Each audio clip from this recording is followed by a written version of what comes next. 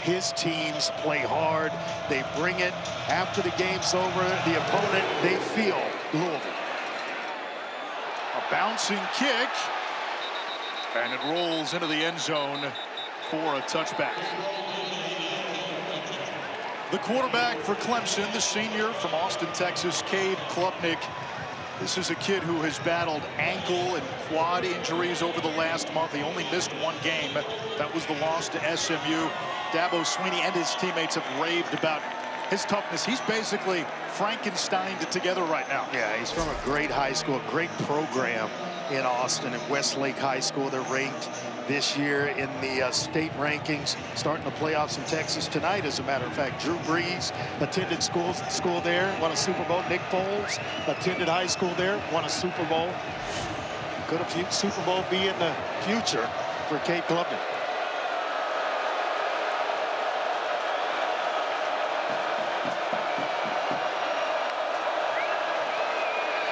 Quick throw on first down. That is Adam Randall, the converted wide receiver, flashing those receiving skills. 27th catch of the season and a first down. Keep an eye on the blocks on the outside. Guys like Antonio Williams. We're going to call his name a lot tonight. Olsen Pat Henry, the tight end, blocking on the edges. The unselfish stuff that you love to see as a player and a coach. They're off to a pretty good start with that completion of Adam Randall, who is a monster in the backfield. I can't believe this guy used to play receiver. 6'2", 235 pounds. Seems like the ideal back for Clemson. Tristan Smith, the motion man. Klubnik under pressure, and down he goes.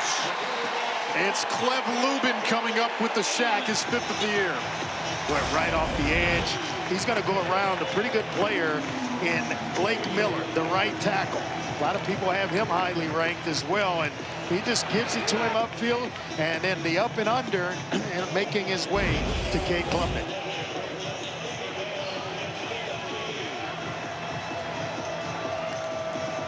Into the game for Louisville, Stanquan Clark. First game since week 2 against James Madison when he suffered a leg injury. Yeah. And he is one of the leaders on this Louisville defense. They have him back tonight. A handoff here on 2nd and long, and out across the 40-yard line, out to the 41 for a gain of 10. That's why he's so easy to like, Adam Randall. He is a guy that runs with patience, and looks like maybe a shoulder or some type of arm injury's got him checking out the game. We may see the freshman, true freshman, Gideon Davis, who, if you think Randall can run it, I mean, they didn't give him the number 9 by accident. This guy can play. He's explosive. Born in Ghana, but Gideon Davidson can flat out get it. Davidson goes wide left, an empty set on 3rd and long.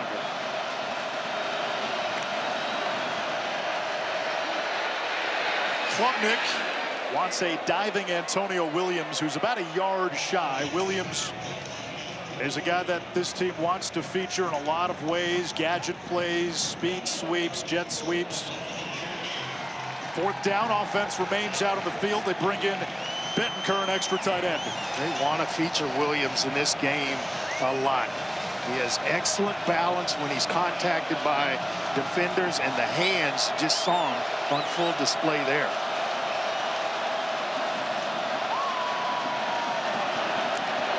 Quarterback sneak on 4th down, and Klubnik moves the chains, and Andre, to your heart's delight, it was done from under center. Under center, yes, sir, because you have to sit there as a defensive lineman not knowing when the ball's going to be snapped and when the play is actually coming at you. And Klubnik can sit there for as long as he wanted, and did for a while. Made it an easy conversion on 4th down for Clemson. I'm glad. It's good for your blood pressure, too. You get can't have me riled up. You can't have the blood pressure up early in the first quarter. When they go into shotgun on 4th and short.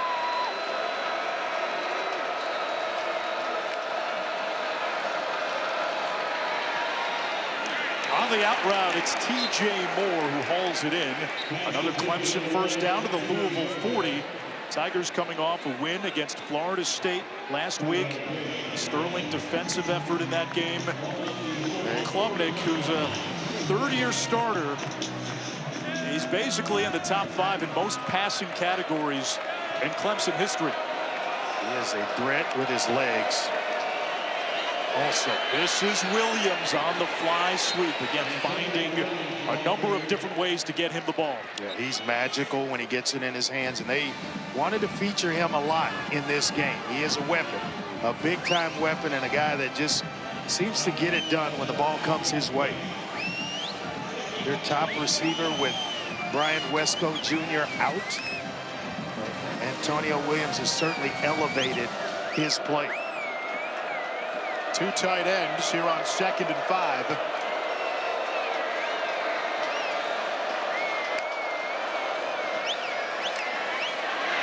Quick throw over the middle. That's complete. It's the tight end, Olsen Pat Henry, and he rumbles into the red zone for a Clemson first down. Yeah, he is a big target at about 6'4", 240. Knows that it's zone, kind of throttles down right over the ball and presents a nice big target for Cade Klubnik. Empty set, trips to the boundary. They set up the screen. It's Davidson, works the sideline near the 10, marked out of bounds at the 8-yard line, and it continues what's been a very good-looking opening drive for Clemson. Yeah, I talked about that number 9. A couple of pretty good players that have worn that. Travis Etienne being one, the last to wear it at Clemson. It means something when you get that number as a running back at that university. Wayne Gallman also, I believe, wore number 9. Yep. This will be the 10th play of the drive. It's a direct snap, and Randall is taken down by Keyjuan Clark. Going into the year, he and TJ Quinn were the twin spires of this defense. They've missed him. Yeah, you see him just kind of read it out and then make his way to Randall. They have missed his leadership. Though Caleb Perry has played well in his absence, he's not quite Keyjuan Clark, who they really depend on in this defense. This is a drive similar to last week for Clemson when they went down on the opening drive against Florida State. 13 plays in that drive, and they put it, into the end zone. They're going to have to burn a timeout. They didn't break the takes its huddle, first time out of the half. and the play clock was already down to 3. Timeout by Clemson. It's a drive north of 6 minutes. The Tigers facing a 3rd and 5 when we come back.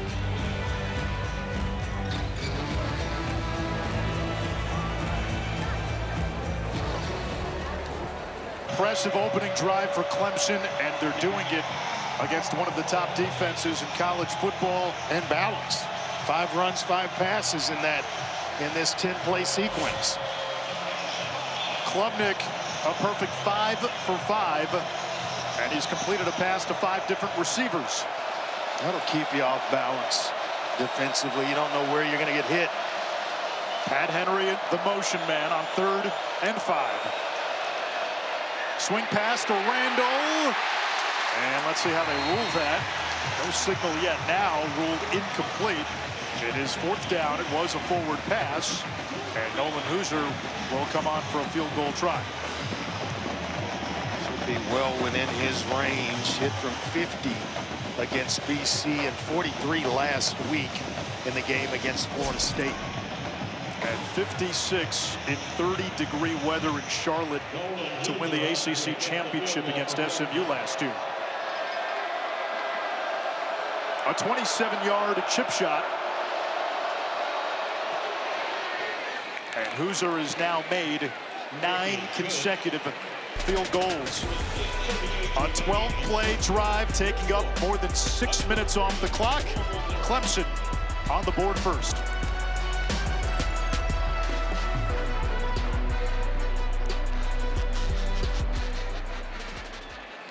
Talk about Clemson at this juncture in the season, just trying to get to a bowl game. Without mentioning playoff and having them in that conversation. Yeah, it's one of those deals where it's hard to see, it's hard to fathom, but here they are, and here comes Miller Moss, who has done a heck of a job this season. 63% on the year for Louisville, 11 touchdown passes, and you want to cut those interceptions down with 6 on the season. He struggled in the loss to Cal last week, and what Jeff Brom told us, They need more vertical throws, more passes downfield to keep defenses honest. And he's facing a defense with 3 projected first-rounders. On first down, Louisville keeps it on the ground, and it's to the running back, Keyjuan Brown, as we check in with Paul. You guys were talking about Dabo and this 4 and 5 team. He told us this week, if you watch this practice, you think we're playing for a national championship. This team has unreal leadership. This season is a comma. The story for Clemson football continues. On the slant, it's Chris Bell, one of the top receivers in college football. There's a flag down. They're rated to go pretty high in the NFL draft. This kid can play. Personal foul, chop block, offense number 70 and number 53. Penalty being forced, half the distance to the goal, second down.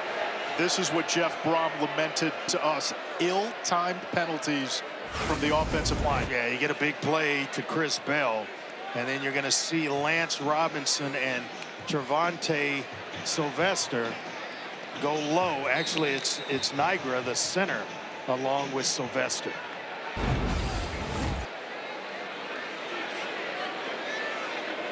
That was about as cut and dry as it gets. Go back to Keyjuan Brown. Got away from Peter Woods. Nice and run. finally wrestled down by Wade Woodaz. Keyjuan Brown now RB1 with Isaac Brown injured. Clemson's top running back out. When you get away from Peter Woods, you have accomplished something. He's washed down. He's pretty much wrapped up. He continues to fight.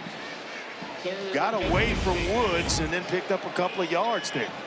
Nice run there by Brown. A 3-man rush on 3rd and long. There's the check down to Keyjuan Brown. Well shy of the marker. It's 4th down.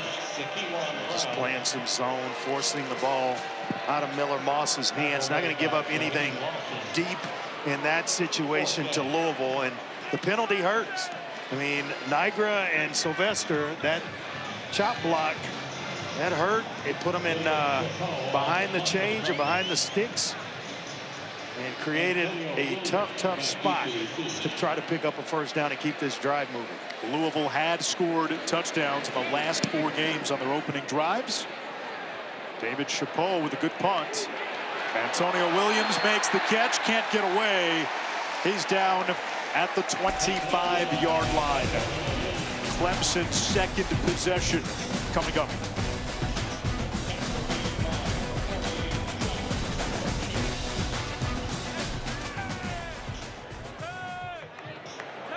Congrats, Miss Drummond. Big prayers. And Jay, get back, man. We understand where you got to be tonight. That's for sure. Totally understood that one. Adam Randall picks up 4 on first down. NFL scouts are intrigued by Randall, who spent 3 years as a wide receiver. You mentioned his size. Cordero Patterson. Yeah.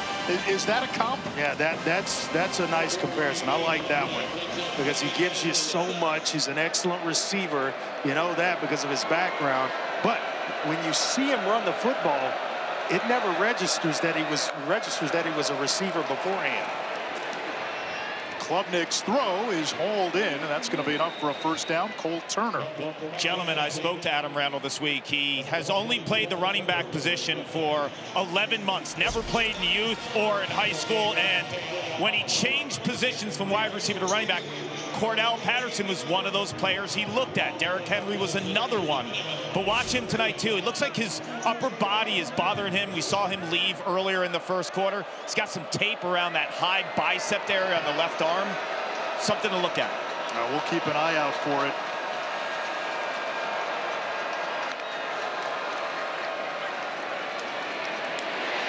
Klubnik downfield.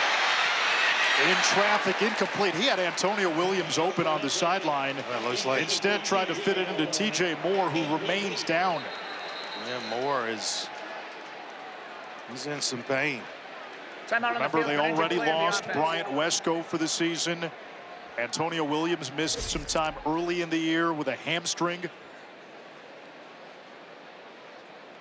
You don't want to lose players at any spot. But that's a room that's kind of deep with Williams and Tristan Smith, Cole Turner. Then you can get some production out of the tight end room as well, but they sure want to get TJ Moore back into this game.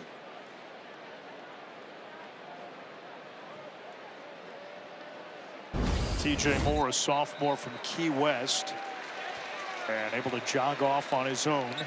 Had a couple of 100-yard games this season against UNC and SMU.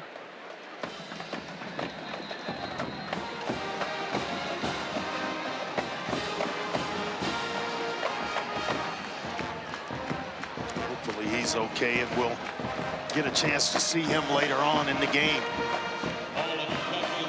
Cole Turner into the game for Moore.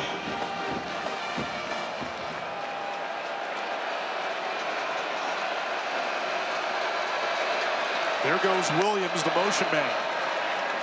They get it to him on the screen.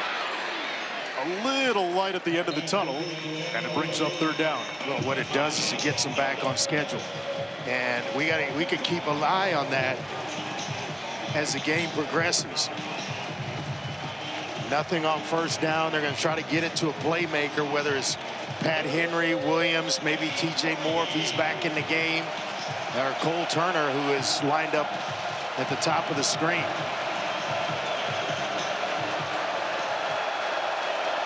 It could be 4-down territory as well as you're approaching midfield.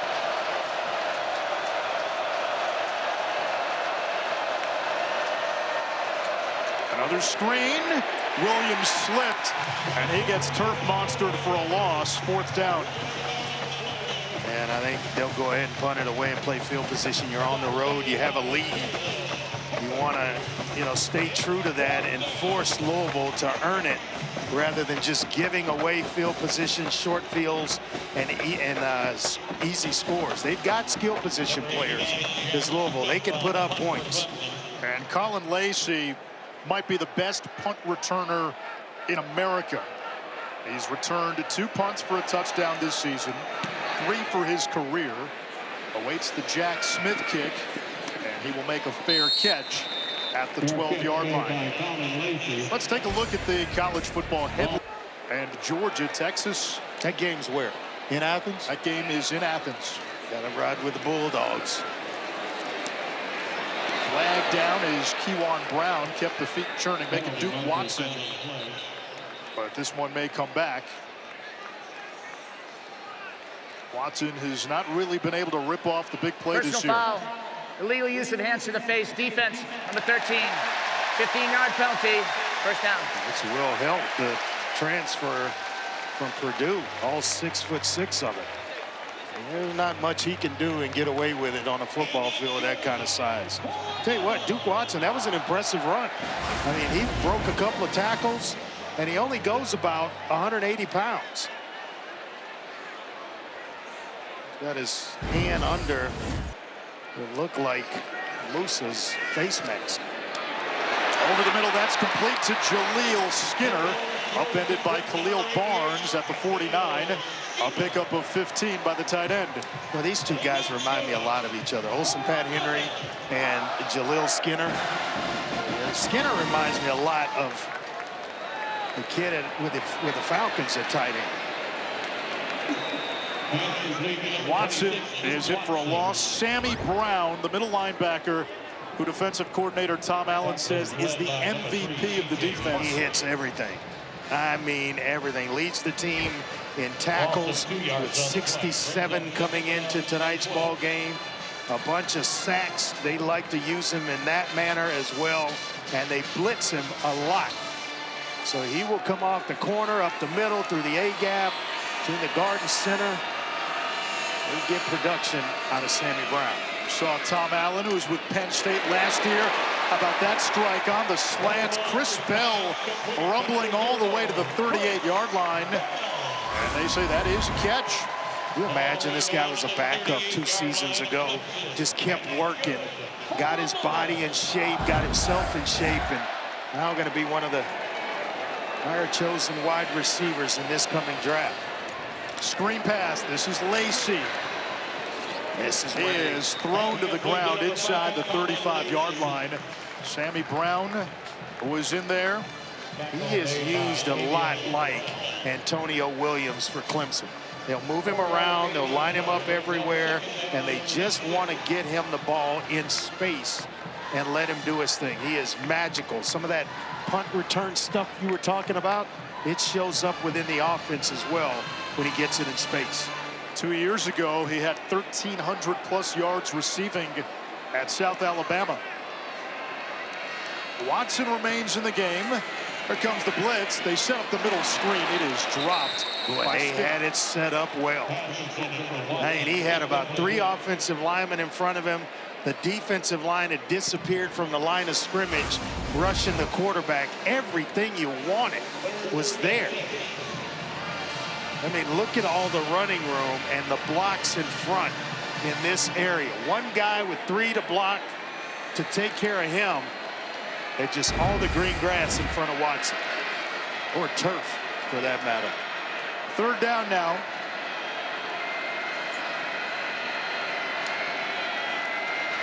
Moss moves the pocket. In trouble. Keeps the play alive.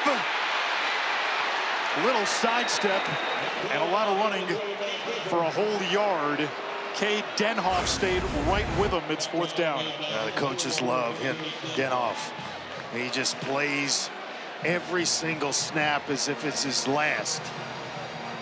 And I tell you what, Moss could not get by him. Louisville here with a chance to tie this baby up. Has a terrific kicker in Cooper Ranvier. 15 of 17 on the season. This from 51, it would be a new career long.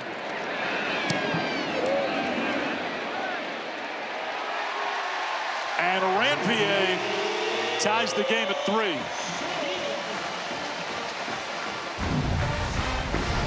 Clemson field goal went right down the field, put a nice drive together, and points on the board.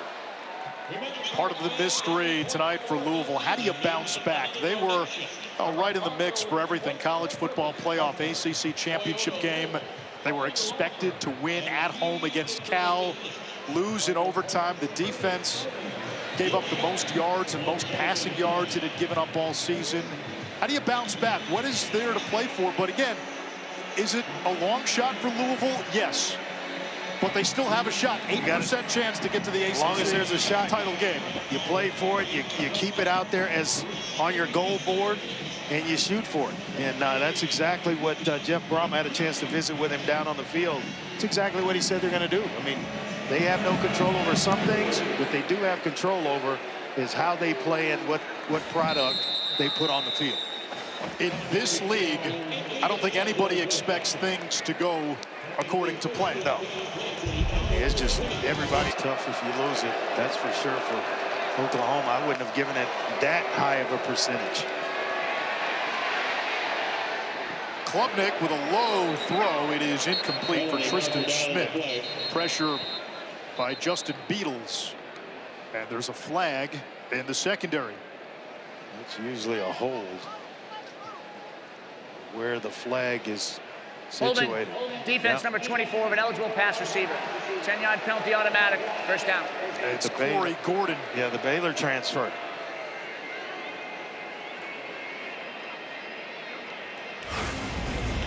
Just keep an eye on the slot receiver there. And Corey Gordon just kind of flings Williams to the ground. They're going to call that one, big guy, every single time. TJ Moore back in the game, lined up at the top of your screen.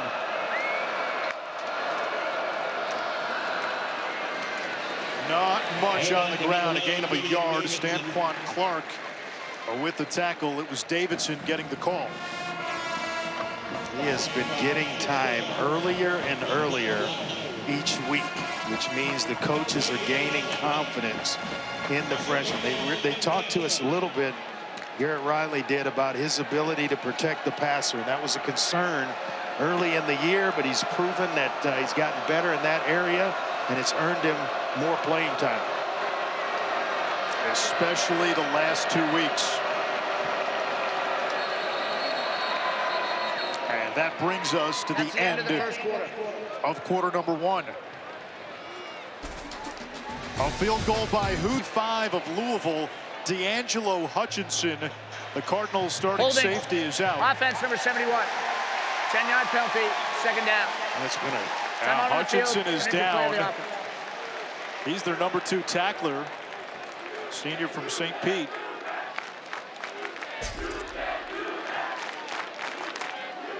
Coming into the game, Louisville wasn't sure if they would have their top corner, Tayon Holloway. Holloway did play. He's been in there. Yeah, Hutchinson, since coming back from an injury a couple of seasons ago, he's been pretty healthy. Last year, played in every single game on the schedules in all 13. Has a ton of experience and is a very extremely consistent player on the back end for Louisville's defense. He'll be okay. Yeah. When Louisville beat Clemson, Louisville had 2 blocked kicks, including one by Hutchinson. Well, he means a lot to that man's defense, to Ron English's defense. And you want to talk about aggressive, he can bring it and loves bringing it and will bring it.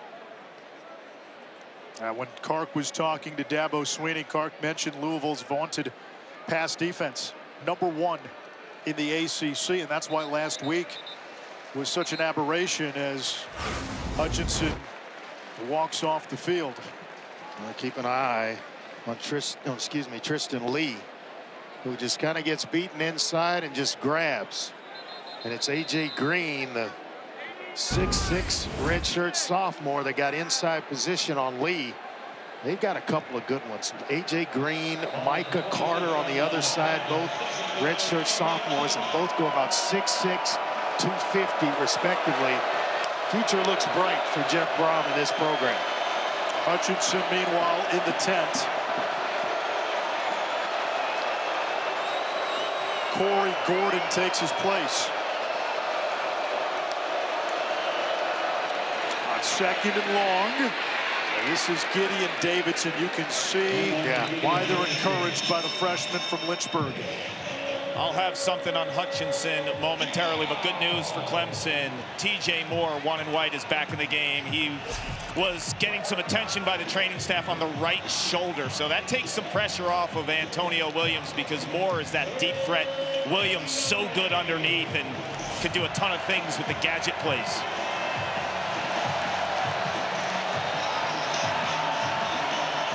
Moore lines up at the bottom of your screen on 3rd and 9.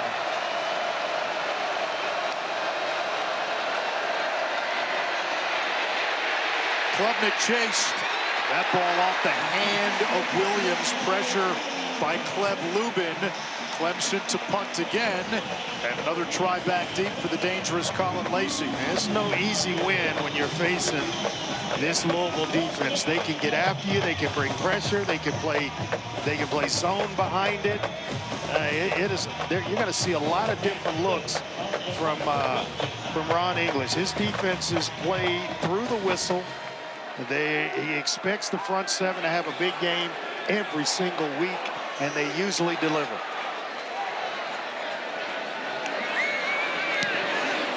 Smith gets this one away. Good punt. Lacey can't navigate the sideline. His momentum carries him out of bounds. 48-yard punt by Smith. No return.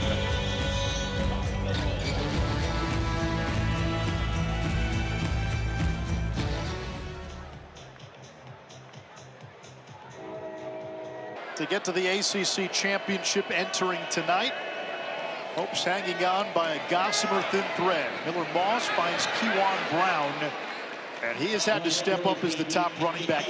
You think about what they lost Andre and Isaac Brown when he went down. He was 2nd in the ACC in rushing yards, and he gave them a big play capability every single time he touched it. Didn't play last week, and he was already just under 800 yards for the season, averaging just under 9 yards per carry. That shows you what, or tells you what Isaac Brown is about.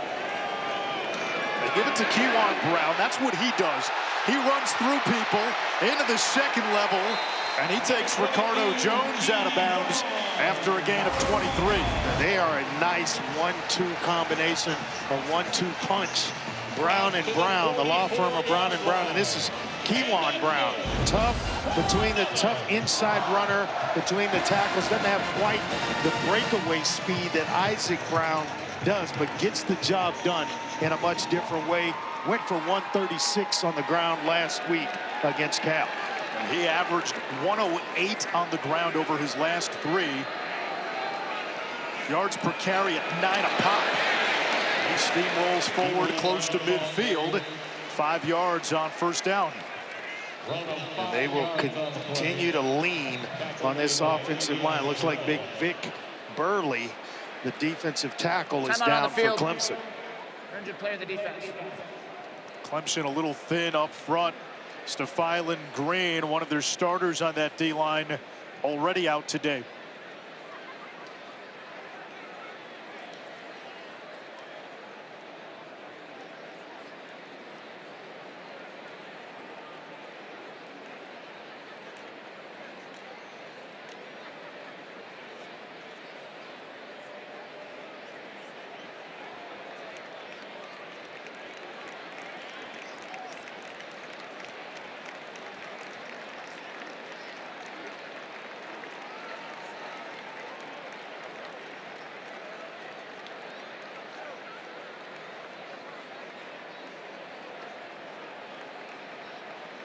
I'm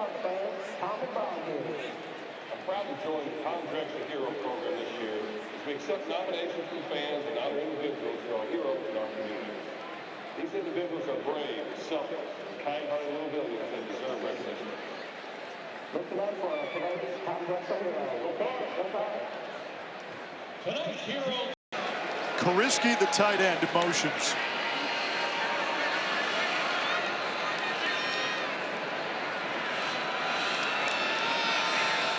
Clemson cheating up. They bring pressure off the edge. Brown hit and then gobbled up right at the line of scrimmage. No gain.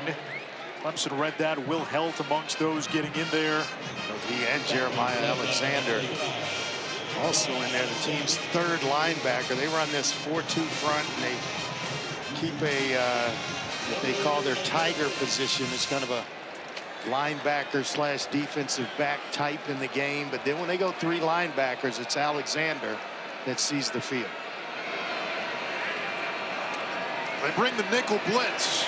Moss gets hit, looking for Bell. It's incomplete. Corey and Gibson shot into the backfield untouched, and Miller Moss got lit up. He stood in there, and I think once his focus went to the sideline to deliver that pass to Chris Bell, he never saw the blitzer. And he's so locked in on Bell that, man, he stood in there to the last possible second. And here comes the blitzer, and it's a late blitz, so you take your eyes away from it. Just took a nice little shot to the ribs. Chapeau punts it away. Williams makes the fair catch inside the 10. He had to make a business decision there. You let that bounce. Louisville may pin it even deeper. Usually you let that one go. We remind you that it is already week 11 of the NFL, and the Sunday Countdown crew gets you ready at 10 a.m. Eastern. We'll go into the origins of the Bills Mafia table smashing, and then it'll be a great game there. And Seahawks and Rams. Wow. How about Monday night? Cowboys and Raiders. It is the Quinnen Williams Dallas debut, and you wonder how Dallas reacts. It's been a rough week for them. They're coming off a bye. Obviously, the death of Marshawn Nealand in the interim.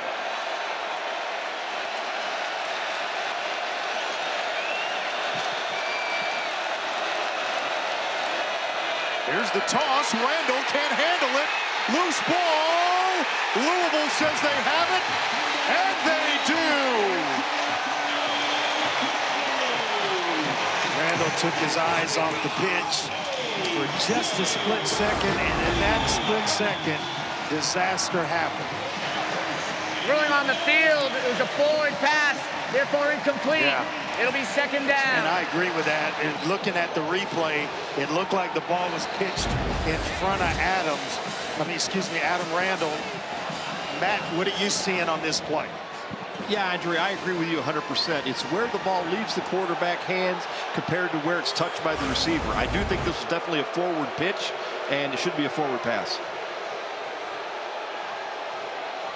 And a good thing for Cade Klubnik, along with Adam Randall, that's how it worked out, because any other pitch like that would have been behind the line of scrimmage. I think he just outran the quarterback, and he had to pitch it forward, which threw the timing of everything off. An incomplete pass, which is the best of all outcomes for Clemson. Yes. And it's going to be 2nd down and 10, and that was clearly a forward pass. Louisville crowds the box. They go right back to the ground. Not a whole lot for Randall. It's 3rd down, and now let's see if Ron English dials up pressure. My guess would be yes. If you're Clemson, how aggressive are you? Or do you just try to run it, give your punter some room? I'm trying to pick up the 1st down, but I'm not going to do it at the expense of a turnover. So they've got Klubnik in the shotgun here. He should be able to see things. You know, as of right now, they only have 5 possibles that could come. Klubnik's in his own end zone. That is juggled. And incomplete. 4th down. Tristan Smith had a golden opportunity. Had run his route deep enough past the sticks. That needs to pick up the 1st down and then just flat out drop it. Nice job of improvising here by Klubnik. And that ball's thrown well. That's why you can't wait for it to get to your chest. Catch the ball with your hands and you don't have a problem. You see the frustration on Dabo Swinney's face. Gotta have that one, especially on 3rd down this deep, because it changes field position. And he got Lacey waiting near midfield. Smith gets it away. It's a short kick. Not a good one. Bounces at the 40 and downed inside the 40-yard line. Just a 32-yard punt. Louisville starts with premium field position.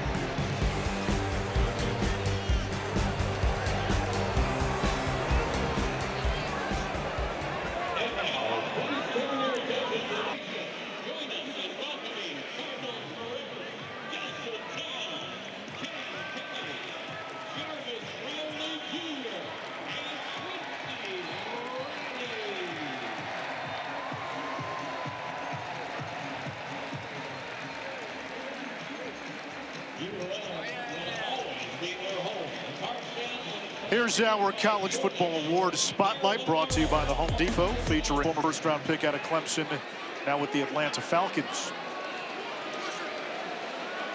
Play him anywhere, over the slot, out wide. Just makes plays. Play action. There's the deep shot. It's Bell. Catch in stride and pulled down near the pylon at the 1-yard line. I'm wondering if that was a horse collar by Hannafin, running Hannafin, the defensive back, on the tail end of this. But what a throw. That's a heck of a toss by Miller Moss. Maybe it was a jersey. I don't know. That started as horse collar and should have been. They may look at this to see if he got in. Going on the field is a completed catch for a 1st down. That plays under further review. Let's bring in Matt Austin, our rules expert, with us again on Friday night. Ruling on the field was a catch. Well, let's go to the Game Day Operations Center first. Okay. So the ruling on the field is that the player was out of bounds short of the goal line, correct? 1 yard yes. line, right. Hey, guys. Okay. Mike's here. Ruling on the field is a completed catch short of the goal line. Which one? The first one you were on. This one? So right now we're trying to identify the ball here, and we're looking here at the ball. If he fumbles it short of the goal line, or if it hits the pylon. Yeah. Correct. So right now we're looking, we see control of the ball, control. Then we see that the body part is either going out of bounds, and then we're looking to see if that butt is out of bounds, as well as whether or not that ball is touching. Well, once the ball hits, it's out too anyways, right? Correct. If he has control and he hasn't touched out of bounds, that's a touchdown. I agree. Yep. See if we got any other shots. Is TV giving us anything else? Not that I'm seeing. Well, let's try the high end zone. The handheld is a good one. So based off of this is the far handheld. Yeah. Okay, do that And then once more. Yeah, do that once more. I don't even. I think he's losing it when it hits his knee, don't you, I Mark? agree. I think his ball is losing it, and then I don't even believe the ball doesn't even. I'm not even sure if it even touches the pylon. Yeah, at this I can't point. say that. I can't. Can we go back to the other side and see if that loose ball? We now know it's loose, right?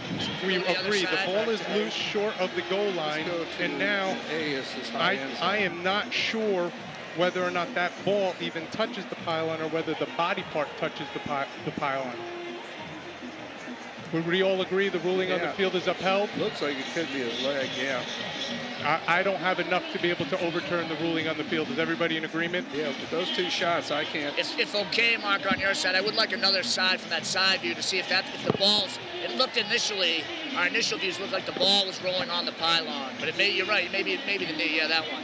I'm trying to look to see here with the replay B, Mike.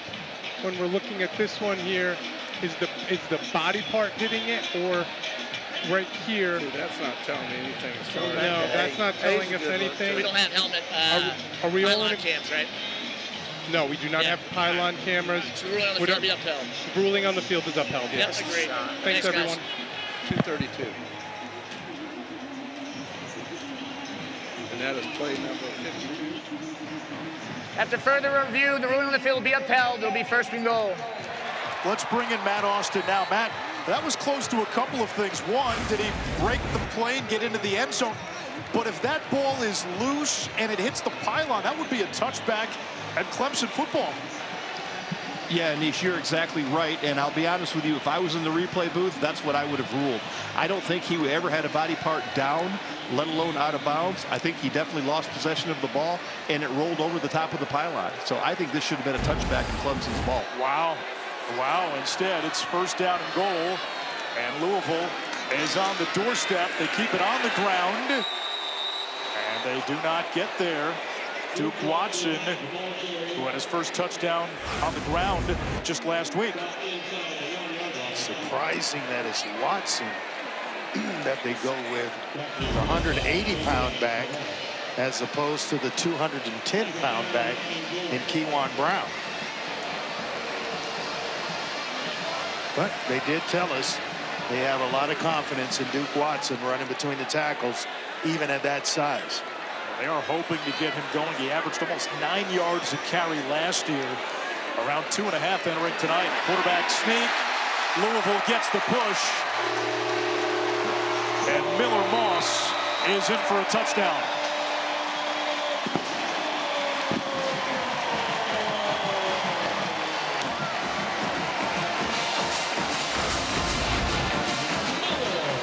You just can do so much from a timing standpoint when you're under center. If you snap that ball and he's in the shotgun, it takes a minute, but for the ball to get back there first and foremost, and then the defensive line's reacting. They get penetration before you even start towards the line of scrimmage. The extra point clanks off the upright, no good. And the score remains 9-3. First PAT missed by Ranvier. Just pulls it. Snap's good. The hold is good. He just snaps it over to the left, and the upright's not his friend, and that swim upstream a little bit. We'll see just how that extra point comes into play, because it will either have Louisville chasing the point or Clemson feeling pretty good about the miss. Let's get a quick word from Verbo. As your host, I have some rules. First, no showers longer than 5 minutes. This isn't a spa. That's the rule. Meanwhile, at a Verbo, get the vacation you expect and never a hovering host. Clemson scored on its opening drive. They went 12 plays, 65 yards, 6 minutes plus. Since then, they have not done a whole lot offensively. How do they get this offense untracked? I think it's just a couple of easy completions for Klubnik. He's a guy that gets hot, and when he does, it's fun to watch him play. They set up the screen to Moore, and that's a nice, easy completion. That'll do it. That'll help him in a major way. Looking right, and he comes back to the left with a tunnel screen. Couple of nice blocks out in front. Big Braden Jacobs, son of Brandon Jacobs, out in front leading the way. How about that kid? 6'7", yeah, as the kids say. 355. He's only a freshman. About 6'7"? About 6'7". Is that going to die anytime soon? Not anytime soon. It needs to. They are cashing in on that. Another screen pass. Antonio Williams, he can throw it too, but he'll run. And he picks up about 8. Corey Gordon. There's your answer right there. How do you get Klubnik going? A couple of easy tunnel screens, a little swing pass out to Antonio Williams. You build the confidence. The offense is moving.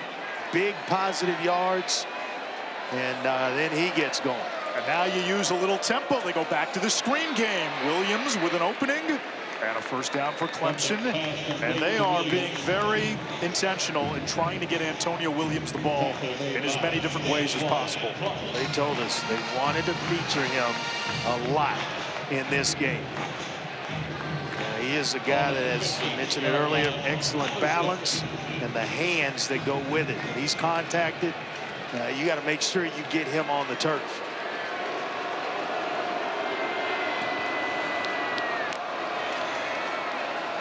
From midfield, it's T.J. Moore. Quick throw to the sideline, and it's been short, it's been quick, and it's gotten Cade Klubnik back into a little bit of a rhythm. And it's been effective because you get Louisville playing off, and that's allowed for the screens, the swing passes. They're in zone there, and they just go drop one off to Antonio Williams and get about half of it, so that they're very much on schedule here on second down. You can run anything in on second and 5. Davidson's the running back. The run game's been inconsistent this year for Clemson. Pressure. Flushed out of bounds. Jordan Carrad led the charge. You hear the joke about, hey, throw it away, throw it in the stands. He literally almost threw it into the stands. Showing you the arm strength, because the stands are ways away from the playing field. But he gets immediate pressure. Hey, I'm just going to throw it away. And that baby almost gets to the stand, actually bounced up into the stands. I just saw the ball go in there. I'm like, pretty strong arm to get it that deep. Neither team has converted on third down tonight.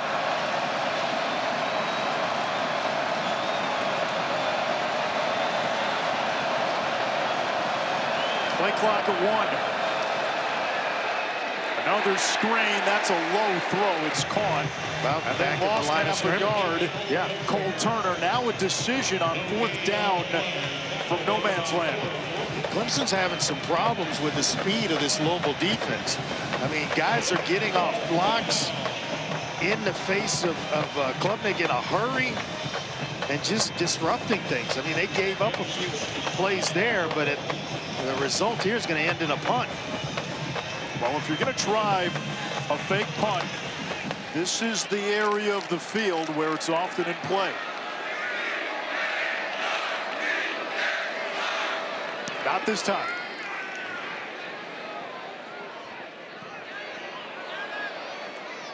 Jack Smith does his job and pins Louisville inside the 10. The Cardinals this season, they've had a knack for playing some drama-filled games. They trailed in that game against James Madison. They were down midway through the third quarter. Against Pitt, they were down 17-0 at one point, trailed by 10 at the half, and finally caught up to them against Virginia, a home loss in overtime. Against Miami, they picked off Carson Beck 4 times. The final pick came on a Miami drive at the end of the game where the Hurricanes were deep in Louisville territory, and they were down 16-7 to Virginia Tech. And then last week, Cal on 4th and goal in overtime decides to go for it and go for the win. And Jacob De Jesus with the touchdown reception from Jaron Keave Sangapolatele.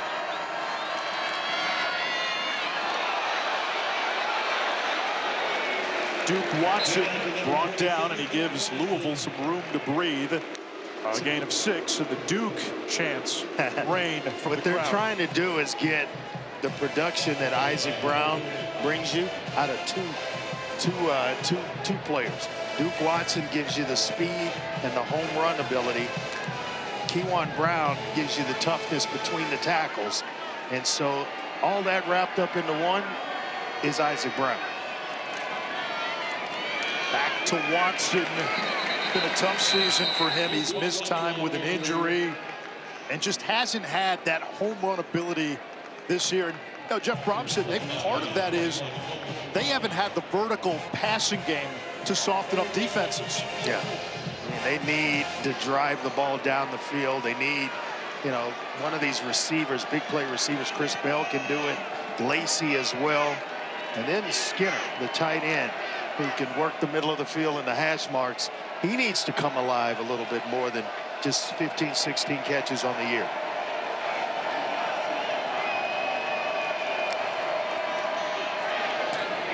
There's Skinner, and that is the first third down conversion of the game. He's a weapon. 6'5", hard to miss, good hands, excellent route runner, and just continues to get better. Big-time recruit out of high school, and looks like a big wide receiver with that 6'5", 230-pound frame. And he's going to add some more weight. He will be a guy we'll see play on Sundays. He began his career at Miami, top 150 player coming out of high school. Watson remains in the game. Off the high snap. To the 25. Clemson says the ball is out, and it's a turnover, and it's Tiger football.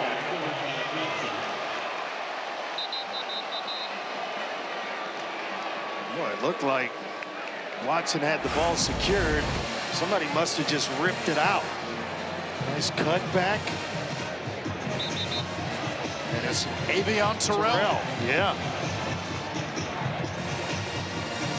One of those 3 projected first-round picks on this Clemson defense.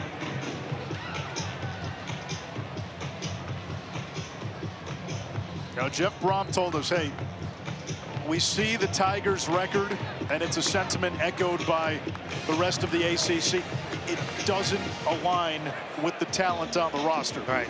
There's, I mean, a lot of talent on this Clemson team. And right now, we may see some of that talent take a shot here. Get a turnover at this point on the field. It's go deep time.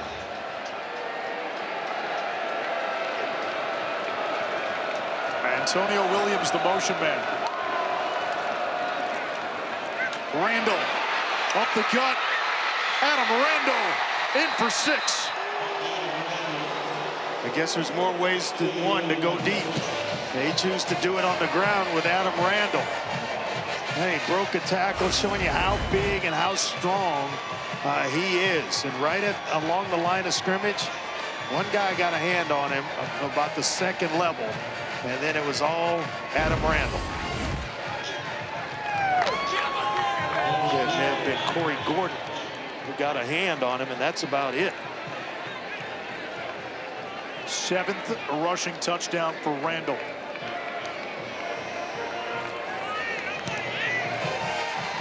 And Hoosiers PAT gives Clemson the lead. And gentlemen, our Friday night spotlight highlights the touchdown man, Clemson running back Adam Randall, who's from Myrtle Beach. Adam has been named to the All-State Good Works team. He's been everywhere helping people, taking part in community turkey drives, emceeing fundraising events. He's a volunteer youth football counselor. He's a key part of the Randall Foundation, established by his family and awards scholarships to student athletes since that position. He's gotten better each and every time out. Now, they saw what he could do on kick returns toward the end of last year. Obviously had the Big kick return in the ACC championship, which set up Hoosiers' game-winning field goal. In the offseason, the coach just said, hey, can we hand him the football? Can he do this if we just hand him the football? And figured it out pretty quickly, didn't he? He may have a future as a running back in the NFL. Scouts certainly have intrigue with a guy with his skill set. But to what Kark outlined, we've covered the Clemson program and Dabo Swinney a lot over the years. Service, community work, that's been a staple of the Clemson football program. Tells you a lot about the guy in charge as well.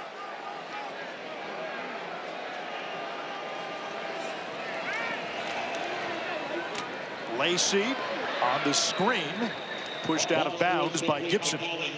What a weapon Lacey is, along with Chris Bell. That missed extra point just kind of standing out on the scoreboard, isn't it? I just think of the ACC's wheel of destiny. Yes. The way it's been spinning. I mean, you had Georgia Tech rolling, and then a few weeks ago they get ambushed by NC State. We saw what happened last week. Louisville going down to Cal. Virginia losing to Wake Forest.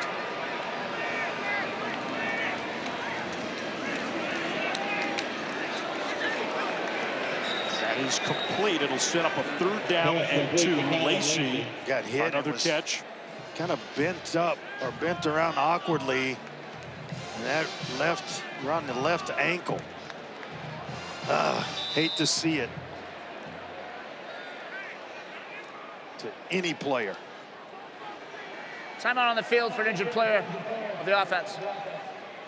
Lacey 5'10", 190, and if he's limited, that not only hurts you on offense, it also hurts you on special teams. Yeah, he is one heck of a return man on punt returns, as well as kickoff returns.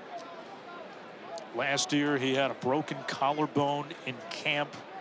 Ended up playing in 5 games. Opted out of the season at one point in October. His return was up in the air. But he is back with Louisville. You want to talk about some production? When he was in South Alabama. Oh, yeah. Playing for Major Applewhite. He had over 2,500 receiving yards on 208 catches. 13 touchdowns. His first team all Sun Belt with 91 receptions. 1 year, over 1,300 yards of that. So you talk about a guy that was productive at that level and then came to Louisville and was basically doing the same things. Hate to see him go down. His last season at South Alabama, he was top 5 nationally in receptions and receiving yards, 91 catches. In 2023, and that was that year he had 1,300 yards and 7 TDs. Kark will be monitoring Lacey's situation. 2:10 to go in the first half. Slow starts have been a theme for Louisville this season. Now the silver lining is it's only a 1-point game, and they have been a second half team for the better part of the year. And most of the year they have done exactly that, gotten out slowly, and then they pick things up, usually in the 2nd and the 4th quarters. 3rd and 2, Louisville. We're at the 2-minute timeout. Cards still have all 3 of their timeouts.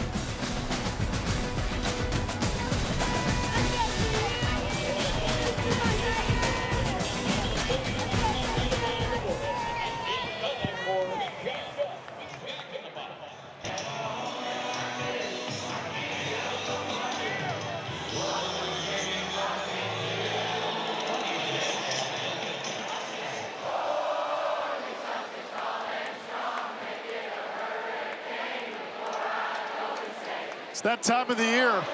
Playoff talk swirling, the ACC in a state of chaos. Final 2 minutes, first half. A powerful run by Keyjuan Brown. And a first down to the 47, a gain of 14. Nice mixture of Keyjuan Brown and Duke Watson.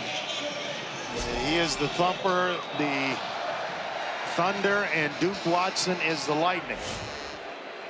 6 carries, 50 yards for Brown.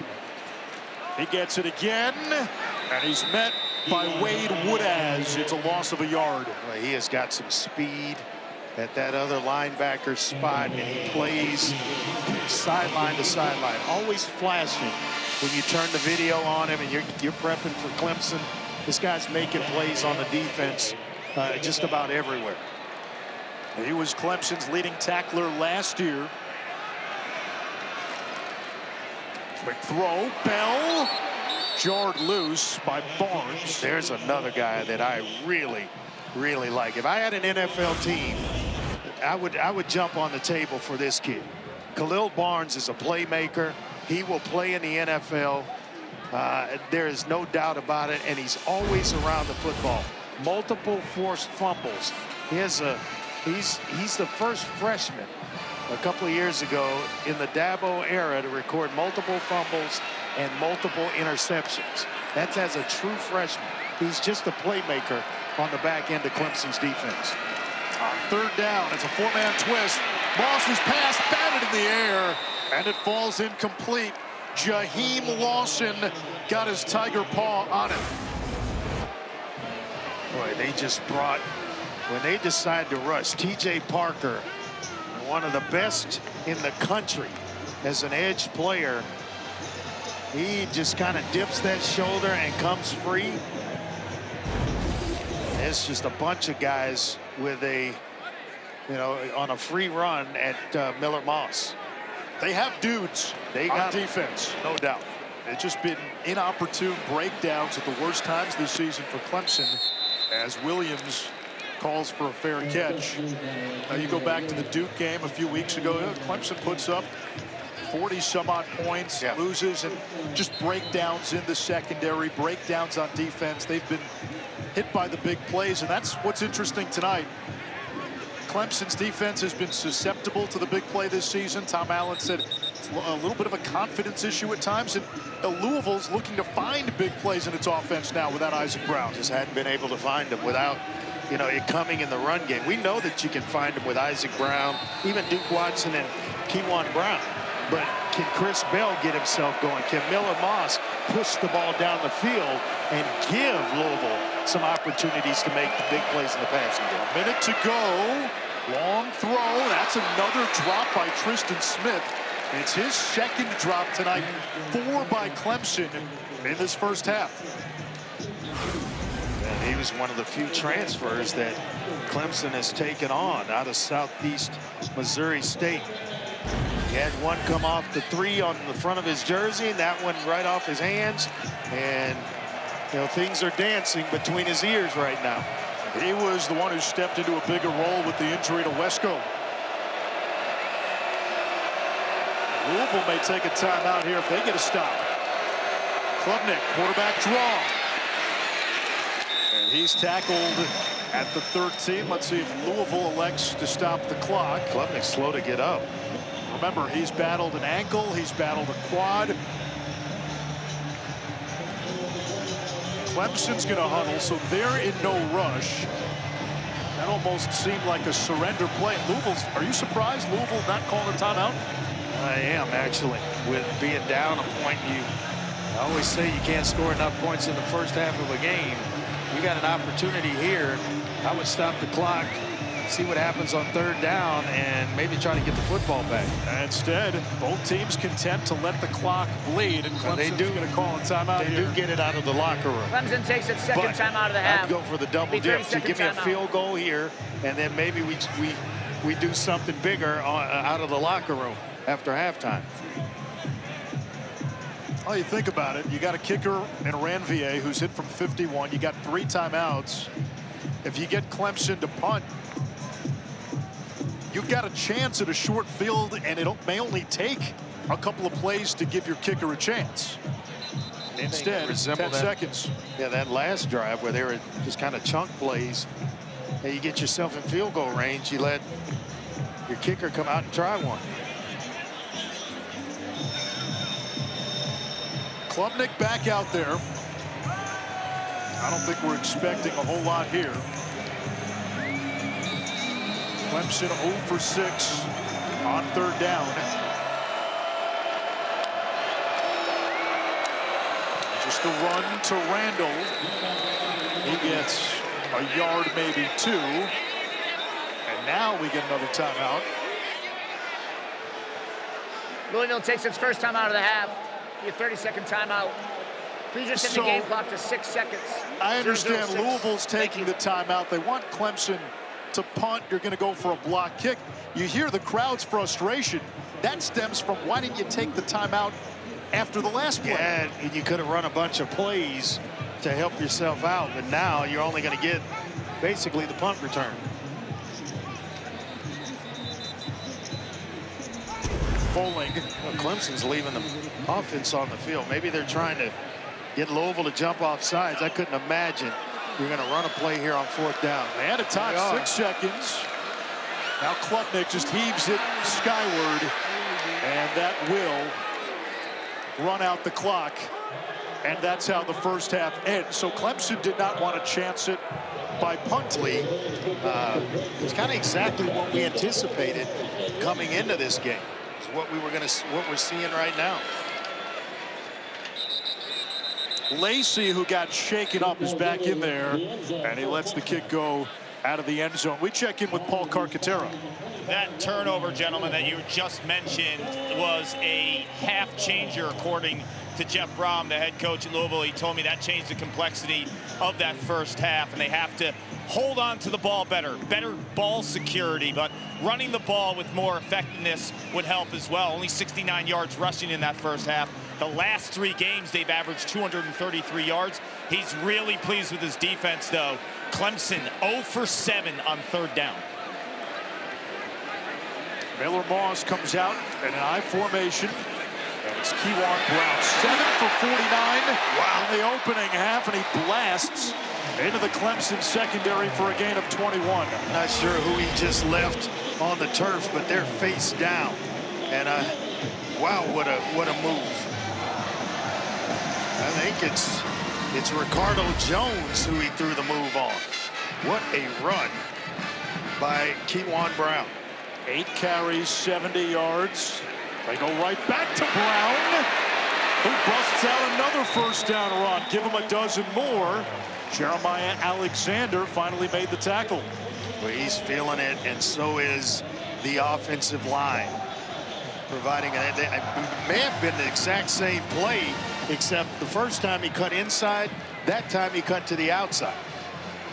He's averaging 9 yards a carry, which is what he's done over the previous 3 games. Play action. They don't dial up a shot. They go underneath. That's Skinner.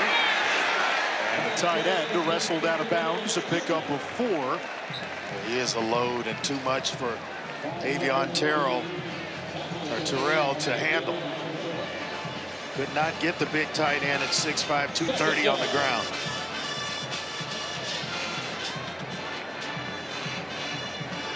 Louisville's offense without their top rusher, Isaac Brown. He's missing his 2nd straight game. It's a nice drive that Louisville's putting together to start the second half. A couple of big runs by Keyjuan Brown. Now it's an empty set for Miller Moss. There's a screen. It's Chris Hughes. And that is his first catch in more than a month. And it's a first down. Look at all the guys back here.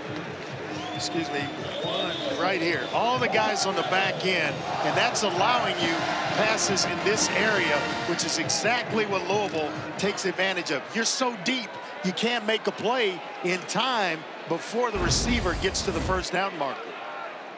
It's a heck of a play call by Brian Brom or Jeff Brom, the Brom brothers. Kariski lined up at fullback. Big hole. Keyjuan Brown. Amtrak's all the way inside the 5-yard line. He ran over Khalil Barnes, and that is a guy that I have a tremendous amount of respect for. I think he's going to play on Sundays, but man, maybe Keyjuan Brown plays on Sundays as well. Get out of my way, says Keyjuan. Keyjuan Brown was not trying to avoid contact. No. Oh, my goodness.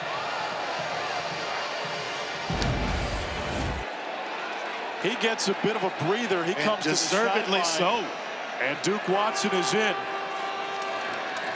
On the ground, here's Watson. He's got the speed, but he's bottled up. Sammy Brown and Barnes. Keyjuan Brown's upset. He didn't get that baby into the end zone, and he's hurt. He's limping a little bit. He wants to finish what he helped start on this drive. What an impressive way to start this second half for Louisville.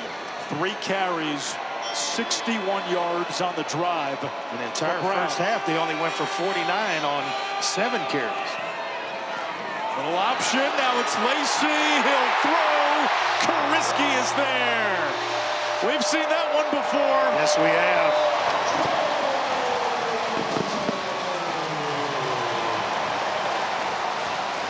Saw it in week 2 against James Madison. Excellent job of kind of setting this thing up, making it look like the option. They get an aggressive defense to overflow. It allows Kariski to slip out the back door.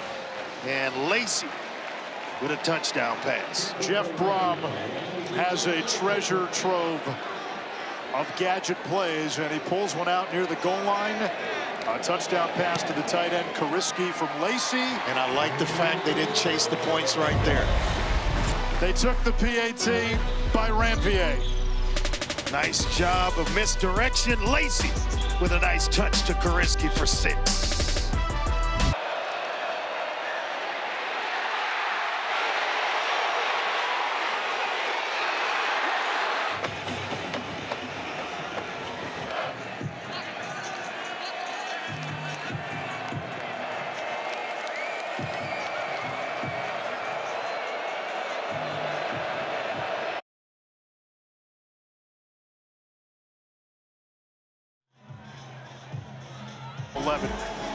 Every season but one has featured either Clemson or Florida State in the ACC championship.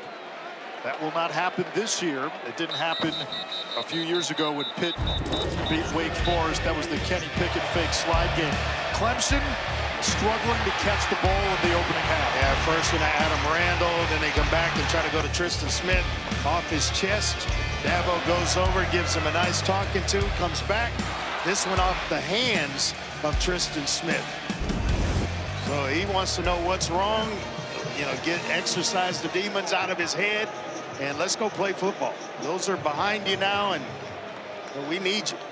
Smith, one of the rare transfers for Clemson. It's one of the teams where you don't see a ton of guys brought in from the outside. Yeah. It was part of the reason, all the player continuity off of a playoff team, why expectations were high, and Tristan Smith stepped up into a starting role when Bryant Lesko went down. Adam Randall bulldozes to the 32. Paul? Dabo Swinney told me heading into the third quarter, heck of a first half by 2 defenses bringing it. The drops have to be cleaned up.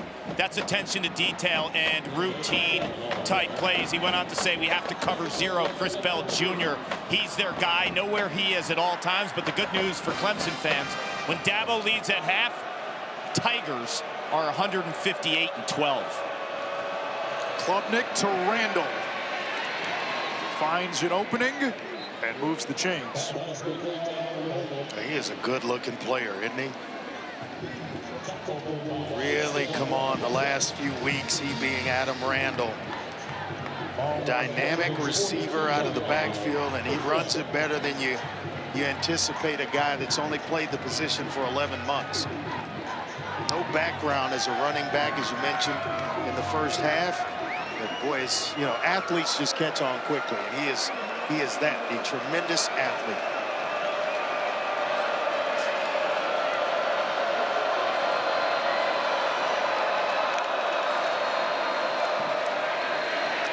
Klubnik to his tight end, Pat Henry.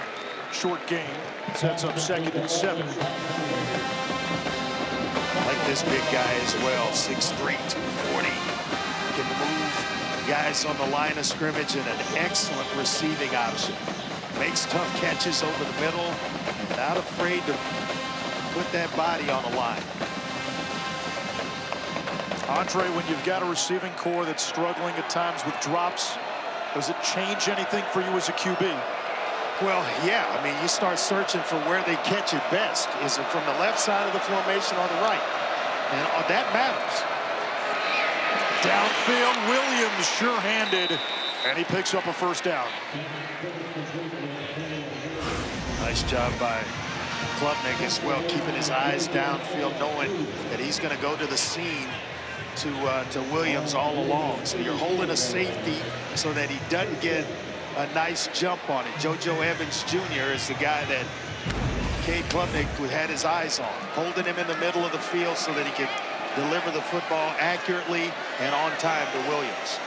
Antonio Williams closing in on 200 career receptions. Already 5th all time. There's the screen, and TJ Moore pulled down from behind. That's 94-61 right there. That's an old run and shoot play where you start one way, get everybody flowing away from the tunnel screen. Then you're going to plant your feet as a quarterback and go right back to it, trying to hit him right in the middle of his chest. You go the other way, it's 91-460. It's a nice little walk down memory lane. Took you back to 1989. It really did. That fast. 2nd and 6. Klubnik, design quarterback run. And he lost a yard. And now Clemson faces a 3rd down. They have not converted on 3rd down tonight. Renee Conga, A.J. Green, all these guys coming up in run support, man. You got to get down because they are bringing some big-time firepower with those two. They've got some big bodies up front. Conga, Garrod, Lubin, mentioned Micah Carter, 6'6", 255 pounds. Randall motions into the slot. Klubnik's pass incomplete for Turner. Clemson 0 for 8 on 3rd down. And guess who was right in his hip pocket? Trying to go to Cole Turner. A.J. Green, all 6'6" of him, sitting right in the pocket of Cole Turner, and it forced Klubnik to kind of dump it into the turf. So Hoosier is on for a field goal try from 48. He has made his last 9 field goal attempts.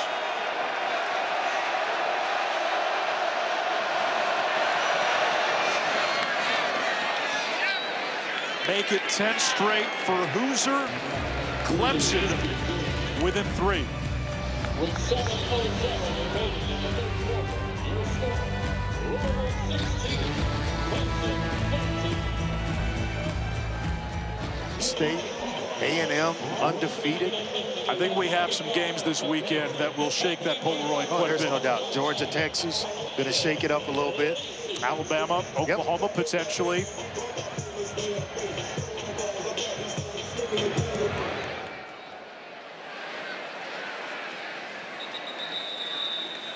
UFC 322 is tomorrow at Madison Square Garden. Welterweight belt is on the line between 27-1 Islam Makhachev and 3-name Jack. That's Jack Della Maddalena. Prelims 8 Eastern, 5 Pacific, with the main card at 10 Eastern on pay-per-view. Buy it at ESPNplus.com/PPV. Let's get it. Let's get it.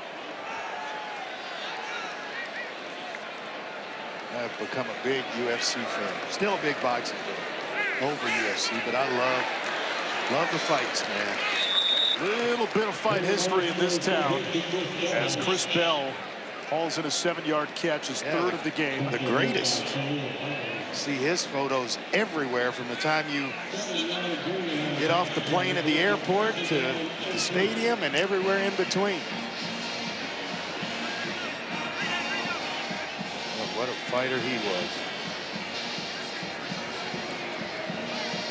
A fighter, a showman. Yes. And Louisville with Keyjuan Brown. moves the chains. Brown tonight, 11 carries, 110 yards. 61 of those yards came on the previous drive. And Jeff Brom described him as a tough inside runner who's not afraid to lower his pads. Just ask Khalil Barnes on that last possession. Now that might be on SportsCenter later tonight. It just might make it. Lacey motions out. Moss to Kariski, who's lassoed down. So we wondered if Louisville would take more vertical shots tonight. Have not seen a ton. Not a whole lot. They've hit Chris Bell on a ball down the field that he caught, and that's been about it. It's been underneath kind of, but you also have to take what's there. And if Clemson's not giving it up, then you don't force it if you're Miller Moss. You just kind of take what's there within zone coverage. Now, you get some man-to-man that they've shown at times, that's when you can drive the ball downfield. On the ground, another big hole. Keyjuan Brown. Wow. Running with purpose and intention. And he did it again. He found number 7 on the back end once again. This guy just knows how to run the football. Then you see him kind of duck that shoulder and helmet into the chest of Khalil Barnes. My goodness. Tough run, young man. Khalil Barnes has to be thinking, did he make that personal? Now we get a flag. Yeah, they're going to get called for too many men on the field. Substitution infraction on the offense. 12 men in formation. 5-yard penalty. First down. Yeah, this is what Jeff Brom talked about. Drive killers. Yeah. Momentum stunters. Somehow starting left tackle, Trevante Sylvester was hustling off the field. So I'm not sure if he was hurt and trying to come off or what, but now he's back in the game. And they're making another change with Skinner coming in, or Kariski coming in for Skinner. Watson is in for Keyjuan Brown. You just get the sense Watson's been waiting to hit a home run. Longest run this year, 15. It was a 50-yard run waiting to happen. Almost busted one. Ricardo Jones hung on to the shoelaces. Well, you got to give credit where credit's due, and it's the big grunts up front on the offensive line of Louisville controlling this game here in the second half. Sylvester, Robinson, Nigru, Musa, and Miller all up front moving bodies and giving Watson and Brown plenty of room in which to run through. Louisville averaging almost 8 yards per carry. Go right back to Watson, got away from Sammy Brown, and shuffles ahead for a first. And that's not an easy thing to do. Sammy Brown tackles anything in front of him. And he just kind of held on until Watson slowed down, and he got some help from a couple other white jerseys. Kind of get a feeling here Duke Watson might be on the verge of breaking one off. Either he or Brown, whichever one's in the game at the time, but either one could certainly do it. Lacey's in the slot. He's in motion. Moss incomplete. Wanted Watson. Barnes in coverage. No flag. Second down. Barnes trying to get him a little get back. It's like, hey, if Brown's looking me up when I have the opportunity to get some get back on somebody, I'm going to give it to Duke Watson. Duke Watson had that critical fumble in the second quarter. Every time he's been on the sideline since, I'm watching him, he's holding a ball. He's gripping it super, super tight. The ball means so much to this kid right now, and he's come alive. In addition to Keyjuan Brown, they are bringing it in the run game. They go back to the ground. Not much there. In fact, a loss of 2. It's third down. Alexander, the TFL. Alexander, along with Mice and Kelly, up from his safety spot, or that tiger spot, helping out.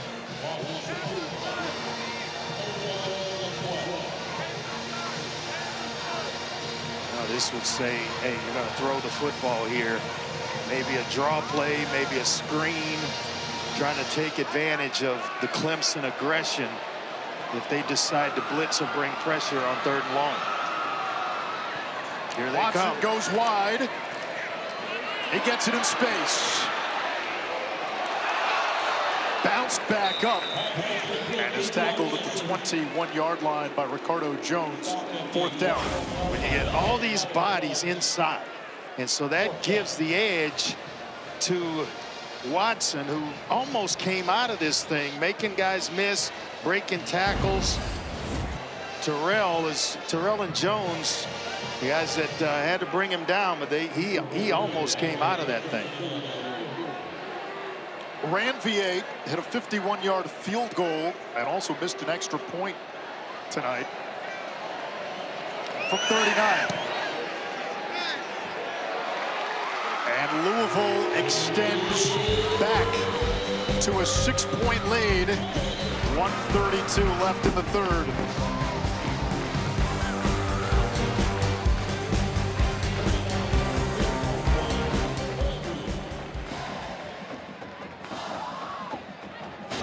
Entering tonight, Louisville had an 8% chance to get to the ACC championship game. Hope still on the table. That number almost doubles with a win. And again, you're playing in a league that has been chaotic the last few weeks. Got to take care of business, though. And there's a lot of time and a lot of distance to the finish line. Right now, that extra point could loom large that Randall missed in the 1st half. That's why Louisville's sitting on 19. Clemson, well, they've gone bowling 20 consecutive seasons. That's crazy. They've won a postseason game in 14 straight seasons, which is the longest active streak in the FBS. And how about this? They finished 500 or better in conference play in 26 consecutive seasons. If Clemson loses tonight, that streak comes to an end too. Still can make it to a bowl game at 6-6. But you got to win out if you don't win tonight. You got to win out, and that consists of Furman and South Carolina. The Palmetto Bowl at the end of the season. Klubnik with a lot of time, a dangerous throw, and he's able to find TJ Moore, the sophomore from Key West. And Antonio Watts flying down the field from that linebacker spot to make a tackle. Sees Klubnik deliver the football, and it's just a nice little over route that TJ Moore he's able to hang on to. He hadn't had the problems. It's been Smith and a couple of others with the drop problems. Davidson motions out. Klubnik looks him off. Antonio Williams, the safety net. A 1st down for Clemson. Well, what I like about that's high-level football right there by Antonio Williams. He didn't panic, didn't look to take off, just knew it was zone coverage, sat in an area, and kind of waited for Klubnik to free himself from the pocket. Then eventually found him with his eyes, and still standing right there with that big 0 pointed right at his quarterback for a completion. Good protection, too, from that offensive line. Excellent protection.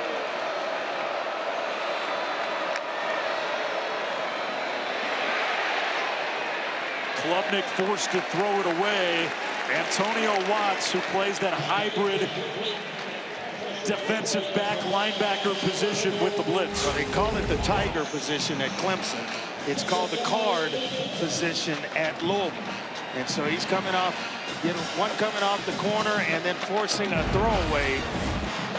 That is Antonio Watts. Plays with a great deal of speed. He's talented, freaky talented and athletic, and makes a ton of plays for this Louisville defense. Please reset the game clock to 4 seconds, 0-4. Thank you.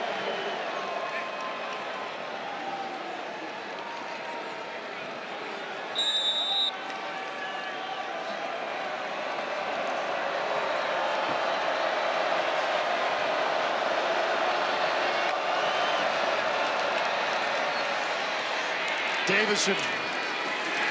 Typhoons across the 35. A pickup of about 9 on the play. It takes us to the fourth quarter in Derby City. Louisville has won 19 of its last. Cardinals have to handle the perimeter. That's where Cal ate them up last week. Clemson runs straight ahead. And it looks like Randall's got enough. He does. Jacob DeJesus in the Cal win last week had 16 catches, including the game winner on the perimeter. Yeah, TJ Quinn almost had one heck of a play here to stop Randall short of the first down, but just couldn't hold on to him. See, number 34 in there fighting and scratching, trying to get the big back on the ground, and just couldn't do it. What a nice answer this has been for Clemson as well, taking the ball, going right down the field to try to answer Louisville. Play fake. Moore able to haul it in. That is a catch. That's why you'll see Cade Klubnik playing on Sundays, because of that throw right there. Off his back foot, throwing an out route, kind of still going back, and then decides to set his feet and drive it, and it's on the money in time for TJ Moore, where he can get at least 1 foot down inbounds. 6 catches. 68 yards for Moore. By the way, that last third down conversion for Clemson, their first of the night. Williams in motion. Klubnik rolling. Nobody there, and he's thrown down. Flag down. They're going to have a face mask, Wesley Bailey knows it. Yep, and he just kind of reached to grab to get a handle on Personal foul. Cade Klubnik. Horse collar tackle. Defense, number 23. So it's not a face mask, it's actually a horse collar. Previous spot, automatic, first down. And you're right, Wesley Bailey, he knew it right away. Let's go back and take a look at this tackle in space, and you're just trying to get a handle on an athletic player. That right hand grabs the back of the shoulder pads. I think he might have had, well, he reached for the face mask. He almost got the face mask in there.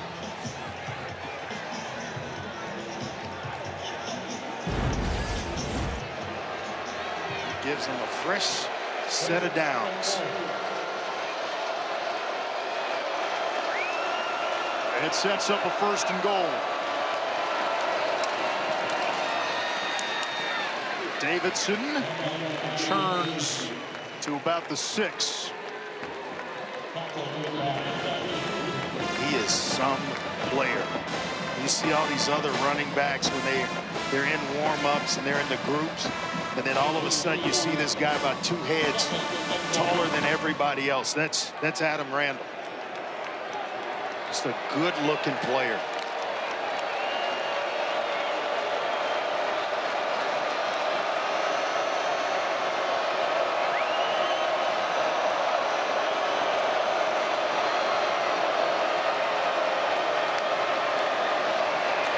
There's the pressure. Klubnik's hit. Somehow it is caught. Wow. And all the way down to the 1-yard line, Antonio Williams. Watts is coming right into the face of Cade Klubnik, and he doesn't flinch. He's going to stare down the blitzer, take the shot, and still deliver an accurately thrown football to Antonio Williams, who's trying to run a tunnel screen, but it's played so well, he's stopped in his tracks by Tayon Holloway. Jumbo package. And they'll give it to the big guy now. They'll give it to number 11, Peter Woods. The D tackle slash fullback. It's Woods.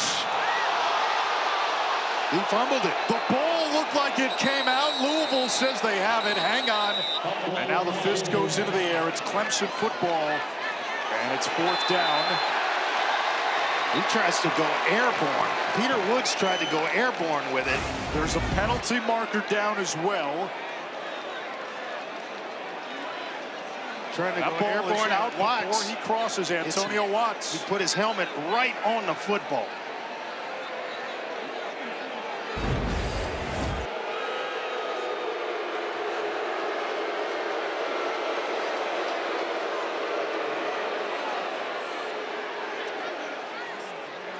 Going on the field was a fumble recovered by the offense to be 4th down.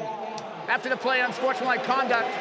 Defense number 50 and offense number 7. Those fouls will offset. It'll be 4th down For each of those plays, that's their first foul towards disqualification. Let's check out this fumble again by Woods. He's trying, that's 310 Correction, pounds. is number 2 on the offense.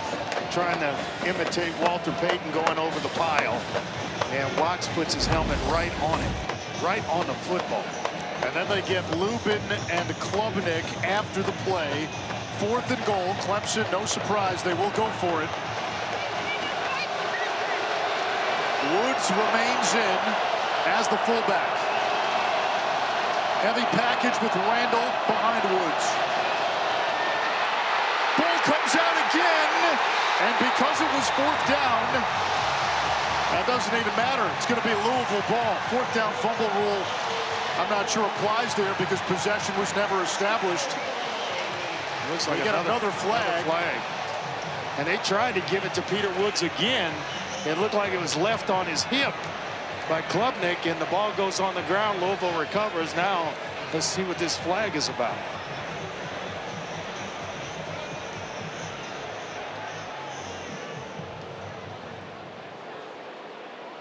Looks like Dabo's asking him, why did you try to give it to Peter? That wasn't the play. Right on the field is a fumble recovered by the defense. It'll be Louisville football. After the play, unsportsmanlike conduct, defense, number 21. His first unsportsmanlike conduct foul of the game. Penalty enforced half the distance to the goal. Louisville football, first down.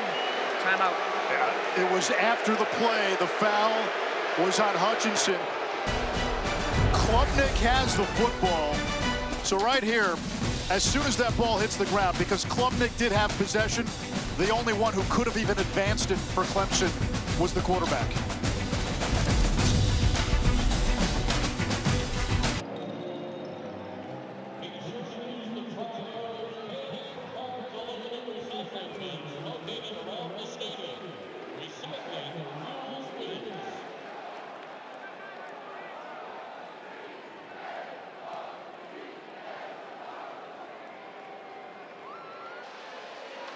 Let's look at the penalty after the play. So Louisville recovered the 4th down fumble, which only could have been advanced by Klubnik, and then that was the penalty after the play on Hutchinson. Yeah. Now you do something like that. The eye in the sky won't lie. Then you throw your hands up like, I didn't do anything. Yeah, you kind of did. Disastrous turnover for Clemson. Louisville gets it back. And they get breathing room right away. Flag behind the play. What a night it's been for Keyjuan Brown, but it's all coming back because of a hold.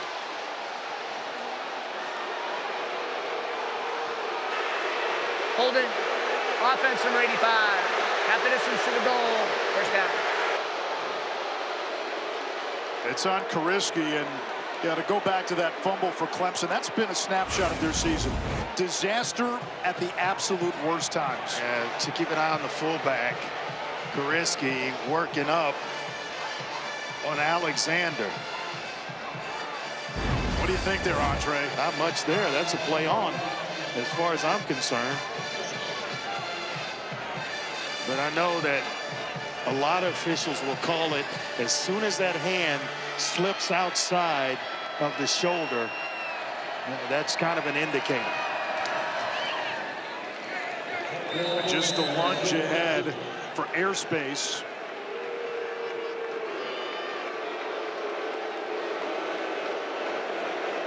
I'm not sure. Yeah, a lot of booing going on in the stadium. I'm not sure what the fans expect here. When you're backed up this far, you're trying to get a drive starter. And luckily, you know, it just wiped out the yardage that Brown gained and didn't take them farther back. The thing to be careful here, too. You get a holding penalty in the end zone. That's a safety. A throw. It's 3rd down and long. And now this becomes a critical play. Now, if Louisville can't convert, Clemson essentially gets a mulligan and likely gets a short field. Yeah, I'm looking in the direction of Chris Bell and Colin Lacey. You got to find one of those two to get you out of this bind. I go back to what Jeff Brown told us. He said, We've had some just ill-timed penalties from the offensive line over the last few weeks. It's third down. They run it to Keyjuan Brown. That's been a good play in the second half. And he just drives Woodaz backwards. Boy, he runs with power, with precision, up to 137 yards rushing. And he's not totally healthy. He's limping. Yeah. And limping badly. I think it was an ankle earlier in the first half. But he is some player. Talking about having a night. He's having one. And what that run does, it doesn't get Louisville the first down, but it gives David Chapeau a little more room. Antonio Williams waits in plus territory. Big punt here. Williams will let this bounce. It takes a Louisville bounce. And it's going to be downed inside the Clemson 45. A 48-yard kick. Tigers down 6, working with half the field.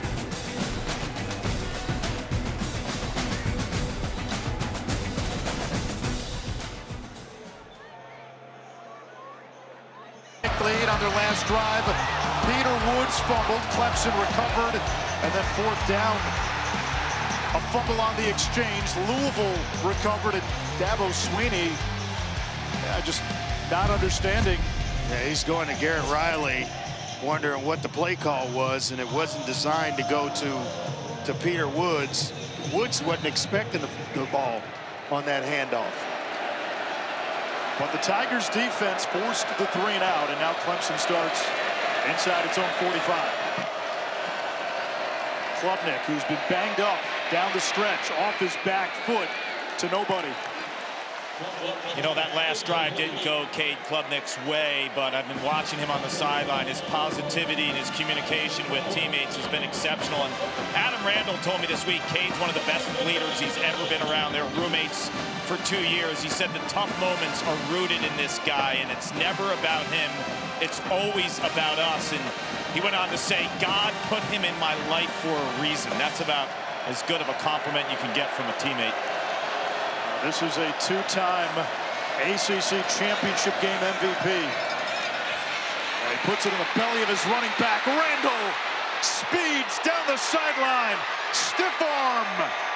And out of bounds after a huge run. They mark him out at the 10-yard line. It's a gain of 46. Well, if you're wondering if Randall can run, he just showed you that he can indeed do exactly that. And I mean, speed after breaking the line of scrimmage. This is a guy who is playing running back for the first time, and he's only played it for about 11 months. And so he's having some kind of season, some kind of game here tonight. Well, here we go. It's the third Clemson possession at the 10 or in.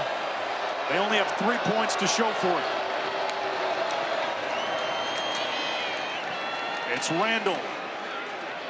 He's getting close to 100 yards rushing, up to 98. How about the patience? I mean, he didn't just get it and go hammer it into the line of scrimmage or into the back of one of his offensive linemen. He let the blocks set themselves. Then he found a nice little crease in which to try to squeeze that 6'2", 235-pound body through it. It's impressive. Antonio Williams is the slot man. Direct snap. Randall.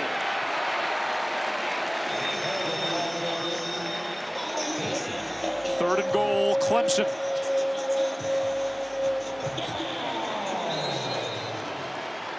There's nothing there, and it looks like someone's Time down out on the field for an injured player for Clemson. It's the right guard, Walker Parks, who is the lone Kentucky native on this Clemson team. They've had to shuffle pieces on the offensive line due to injuries this season. Tigers, despite some mistakes, still with a chance. 7:49 left.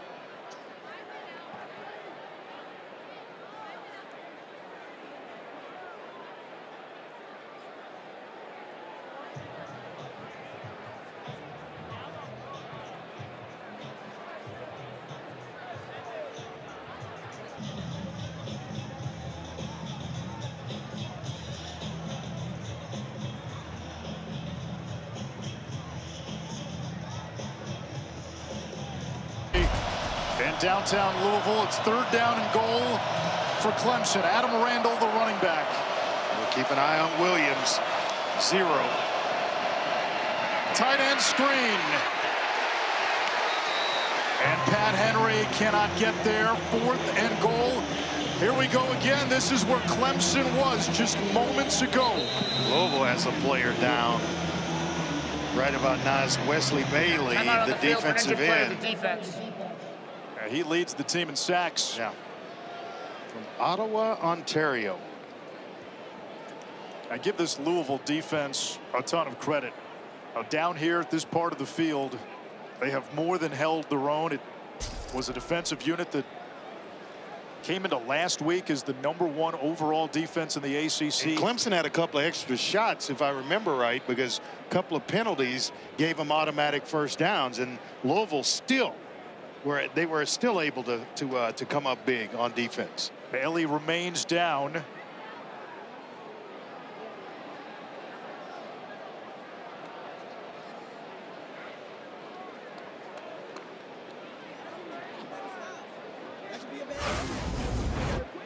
Take a look and see exactly how Wesley Bailey coming in, maybe some friendly fire from Corey Gordon. Looks like Braden Jacobs, the big 6'7", 355 freshman, number 74, got in there too. He's a good-looking player, though, isn't he? Yeah, his dad was a big-time running back in the NFL. Brandon Jacobs won a couple of Super Bowls with the Giants. All-time rushing touchdown leader for the Giants, and they've had some great running backs play there. Brandon being one of them. Bailey to his feet.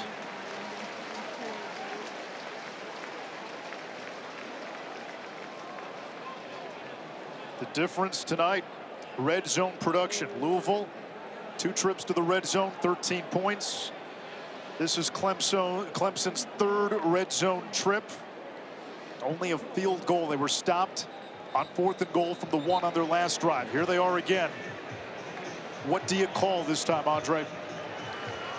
I'm going to get Klubnik on the edges. He is a mobile quarterback. I think when you get down here and you have one, you're doing yourself a disservice if you don't put pressure on the edges of the defense with your quarterback, with his legs. So I'm going to sprint out. I may bring, it looks like Antonio Williams is to his right. I may bring him in motion with the ball being on the right hash and sprint him left, giving him an option to either throw it or run it.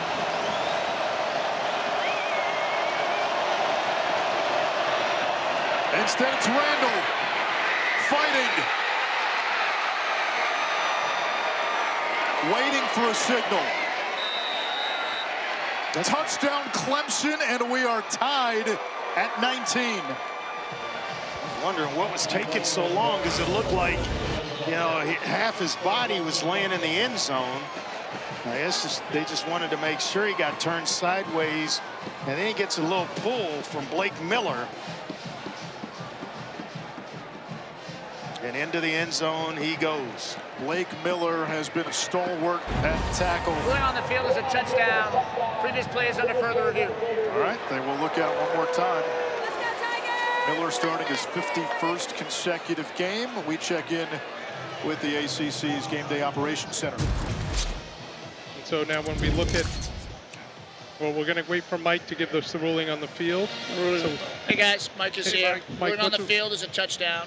Thank you, Mike. So we're going to show you number 8, and we're going to show him he's going to run into the pile. We're looking at all of the body parts. I'm looking at 2 screens right now, guys. Correct. So okay. if they're synced, and you're going to see the number 8 going into the pile. We're going to see his body parts are up, and then when you look at the near cart as well, you're going to see eventually now we're going to see that he breaks the plane with his body parts up. The ruling on the field is upheld. Is everybody in agreement on this? I'm looking at the right shot is showing him his body part up. And the excuse me, left. The right part shows the ball's clearly over the plane of the goal line by a lot. So the ruling on the field is upheld. Over the plane. Upheld. Thanks, guys. Thanks, guys. Clock is good. After further review, the ruling on the field is upheld. It is a touchdown. And now the point after. And remember, the point after The difference in this game, Louisville missed one in the first half. Clemson now, if they make this, would take the lead.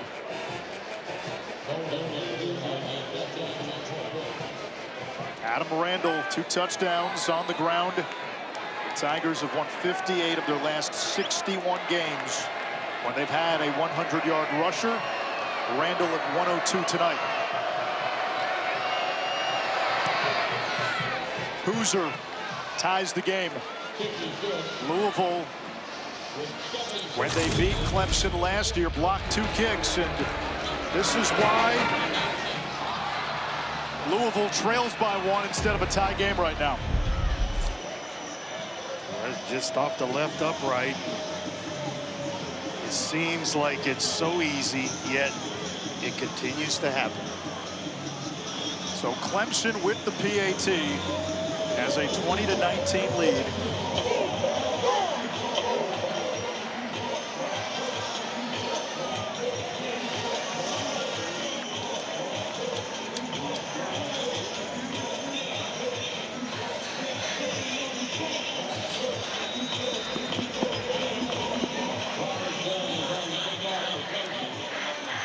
.7:16 to go in regulation. Well, one guy that Louisville may want to look at is Keyjuan Brown, who's averaged 108 yards rushing his last 3. Now he's at 137 tonight. And he's tonight's dependable player, brought to you by Mavis Tire. Just tough between the tackles, and a guy that has put his pads right on other guys. And right there with Barnes. He has done just about everything asked of him tonight, and that's playing on a bad ankle. What a night it's been for Keyjuan Brown. Now he's going to be asked to do even more to help his team overcome this 1-point deficit. There we go. A gadget play. Lacey into Clemson territory. They dial up a trick play again, and Colin Lacey rips off a run after the catch of 48. That's Mr. Jeff Brom drawing up this kind of stuff. A reverse, back to the quarterback, and then back to Lacey, who got the whole play started, and then it's just speed coming out of there. If the safety's not there, he may very well have gone to the end zone. And Clemson in field goal range after just 1 play. Hold on. What a play, and what a time to call it. I wonder if they're going to see if he stepped out earlier. Previous plays under further review to see if the runner stepped out on the sideline. Lacey was tight roping the sideline. Does he step out? Can't tell there. Heels in the air.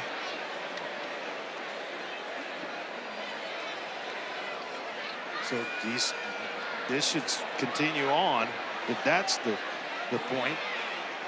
Fine with the left foot. I think he's fine. Well, let's listen to the ACC's Game Day Operations Center.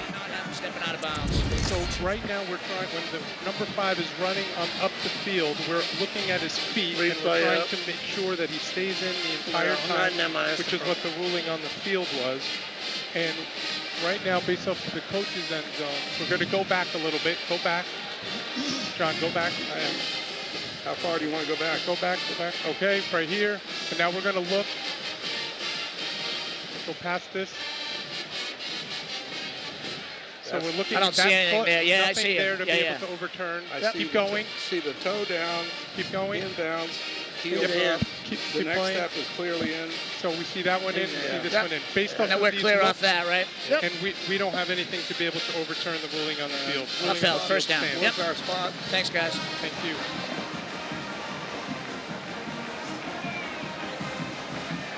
After further review, the ruling on the field is upheld. The first down for Louisville. Jeff Brom told us they needed explosive plays tonight. He's finding ways to get, he's scheming them up. And Miller Moss had not had a completed pass over 40 yards in the previous 7 games until that one to Lacey which went for 48 yards. And Lacey did most of the heavy lifting. No doubt. Started the play and finished it. Keyjuan Brown remains on the bench. Duke Watson in the backfield. Watson dropped after just a yard. 2nd and 9. It was so hard to move this front of Clemson, which is so impressive with the job that Keyjuan Brown has done tonight. When you talk about first-round pick and T.J. Parker, potential first-round pick, obviously, in Peter Woods. And they've got some other guys. Will Held on the other side, the Purdue transfer. Guys that are just fantastic playmakers on this defensive line. Yet Louisville having success running the football. Lacey is lined up in the backfield. He motions out. Cal did a lot of this to Louisville last week with DeJesus. And now a timeout. Louisville takes its first time out of the half. It'll be a 30-second timeout. So 2nd down and 9, 5:36 left. 2 timeouts remaining.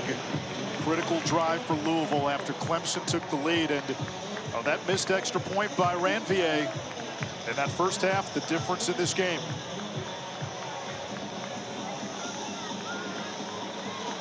We said it at the top of the broadcast. Louisville's playoff hopes and ACC title game hopes took a hit last week, no doubt. They still have an 8% shot. The number jumps to 15%. That's to get to the ACC championship, which they would then have to win to get into the playoff, but focus on getting there first. Yeah. If they win tonight, it's 8 to 15%. In a league that has been defined by chaos the last few weeks. Watson unable to get away, no gain. It's 3rd down. Sammy Brown just blew up that play. Goriski's trying to block and open up a nice crease on the outside, right outside the tackle, Trevante Sylvester. And Brown just came through, blew it up. Keyjuan Brown, 14 carries for 137. Checks in on 3rd and 8.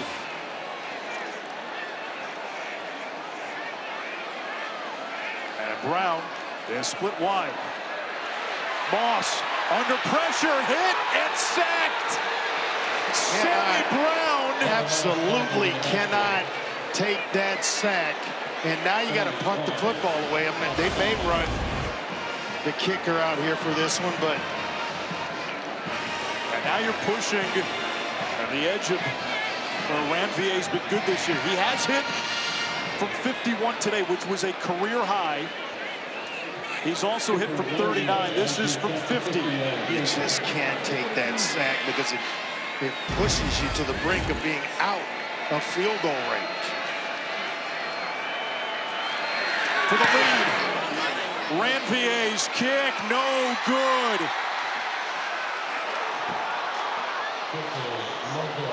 And that one you can put right on the shoulders of number 7, Miller Moss. Before you break the huddle, in his ear should have been, if we're going to throw it, you can't take a sack. Get rid of the football. I don't care how much pressure, when it's coming, throw it in the direction of somebody on the outside, get it past the line of scrimmage and out of bounds, but you cannot do what he did and take the sack, taking yourself out of field goal range. You may not get this football back with 4:06 on the clock. The other thing to remember, while Louisville still has the 2-minute timeout to stop the clock, they used one of their timeouts on that last drive. Great point. 4:06 to go. The ACC's wheel of destiny continues to spin with maniacal fervor. Louisville, going into last week, was seen as a team that had a path to the ACC championship game. They lose in overtime to Cal. Now, 2 missed kicks by one of the most reliable kickers in the league tonight. An extra point and a 50-yarder. Clemson with the football. Klubnik with a check down. It's Randall. Rope to the ground after a gain of 4. 2nd down. Well, Ron English has done one heck of a job tonight with his group. They came to the line of scrimmage, made it look like cover one, man across the board, and that they were going to blitz TJ Quinn off the corner. They bounced right out of it, and now it's 3-deep zone. And so you've got a play call as a man beater, or you're thinking, if I break this run and get it past the original line of scrimmage, because of the man coverage, Randall's got a shot to break one. Well, they did. They go zone coverage and keep everything in front of them. Randall again. Good early penetration by TJ Capers. It's 3rd down. A lot of shuffling on the offensive line for Clemson. Walker Parks, we saw him exit the game moments ago. The freshman phenom, the left tackle, Braden Jacobs, 6'7", 355. How good, how versatile is he? He's at left guard right now. Yeah, he's started the last 2 games at left guard. Very bright future, and especially right here at Clemson first and foremost. But he can play guard, he can play tackle, play right side, left side. Versatile O-lineman, and they are in demand. Tigers 1 for 11 on 3rd down. Klubnik. His pass dropped by his tight end, Pat Henry. Another drop by Clemson. That is 5 tonight. And the door ajar for Louisville. And that's not a bad thrown ball. That's on the money into the breadbasket of number 11. Should have caught that. And right up the middle of the field he goes. Can't run with it unless you have it. And it stops the clock, so that incompletion also functions as a timeout.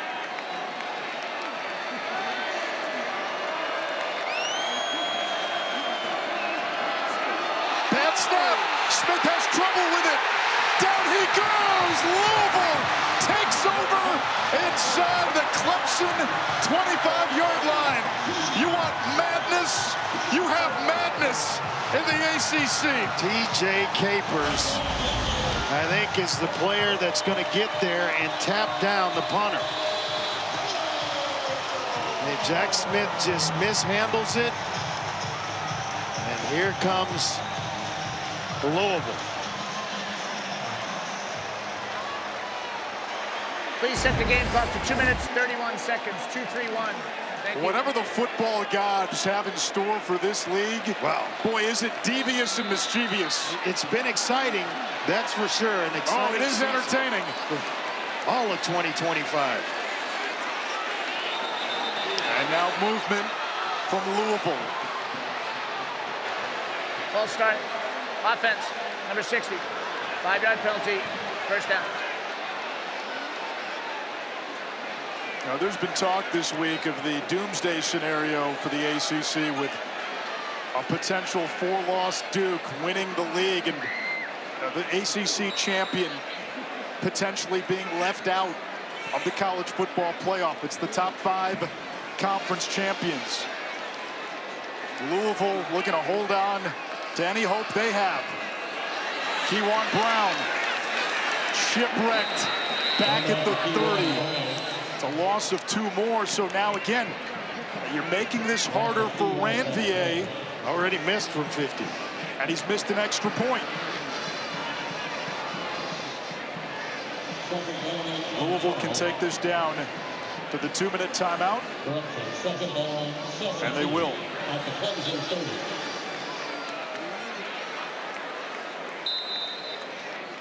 2-minute timeout. It's just another Friday night, and it's just another weekend in the ACC.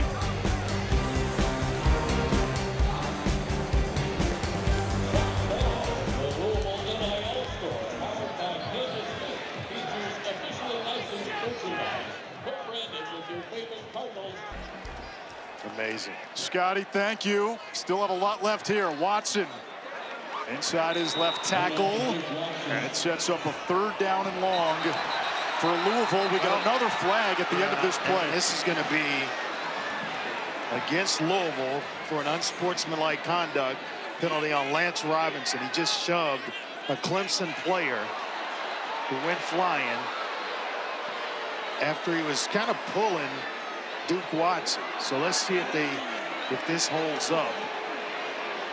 Because this will be 15 yards, and they will be out of field goal range.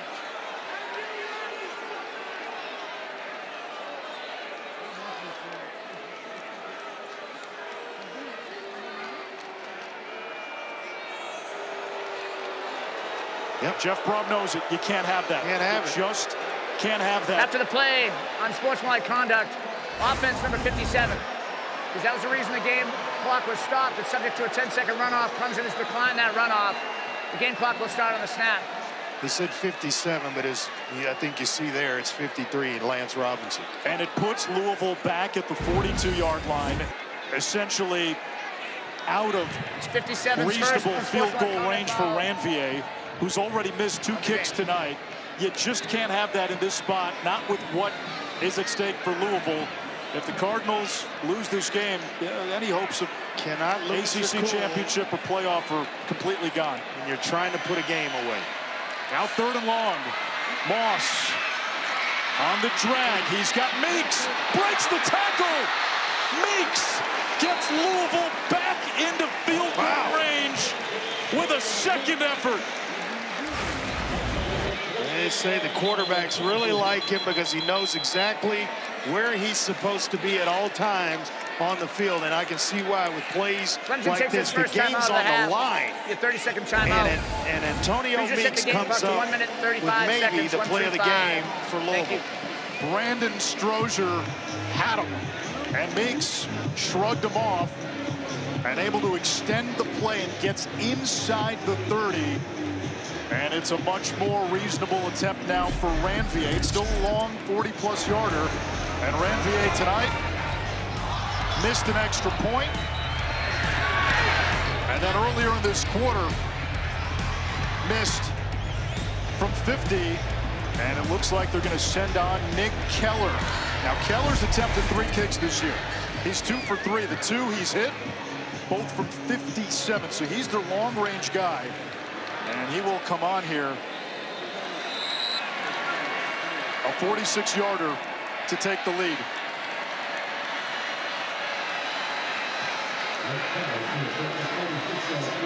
First field goal he's attempted inside of 50 this year. Keller's kick.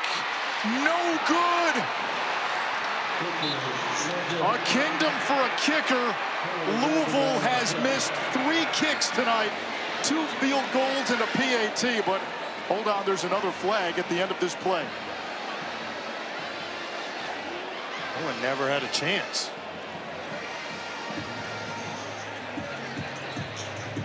Field goal is no good. After the play, unsportsmanlike conduct, 92 of the kicking team. His first unsportsmanlike conduct foul of the game. 15-yard penalty to be added. Dead ball spot. First down for Clemson.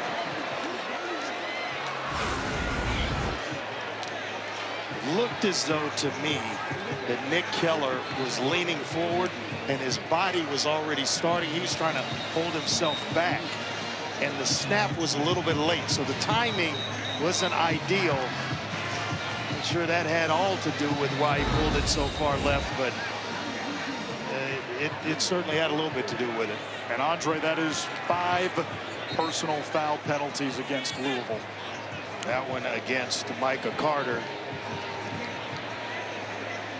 Not understanding why. You're trying to ice a game, put it away. You have a big play on a punt return where the punter fumbles it. It gives you great field position. The penalties take you out of range, and then you find your way back into range. All Clemson needs is a first down. Randall for a gain of 3. Timeout Louisville. 1 remaining. Louisville takes its second timeout of the half. We look at our dynamic play of the game presented by T-Row Price. Randall just nice move inside, the big long run that he had to set up the touchdown. That's been the difference so far, that 1 extra point looming large here for Louisville. 14 carries, 106 for Randall. His 3rd 100-yard game of the season.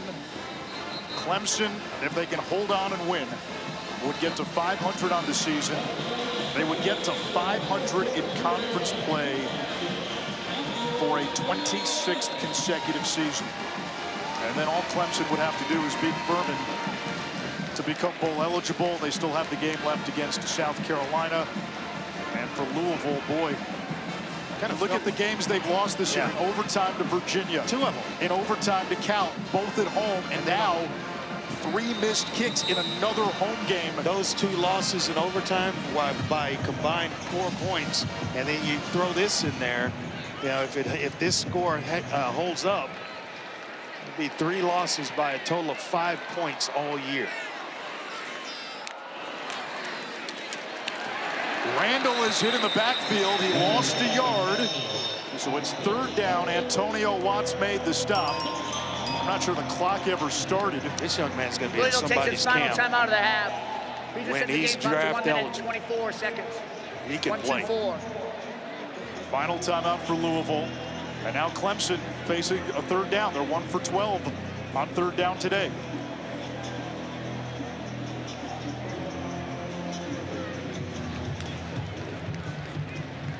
Run it again here if you're Clemson. Let the clock run all the way out. And you're forced to punt it. Now remember the last punt by Clemson. Yes. A little bit of a low snap. Smith had trouble with it. They basically gift-wrapped the game for Louisville, who didn't want it. It's kind of been that way back and forth, hot potato yes, it has. in this 4th quarter. Yep. Who wants it? Now we had Clemson at the goal line. 2 tries from the 1-yard line. Couldn't get in. Get the ball back. Get downfield again, then scored.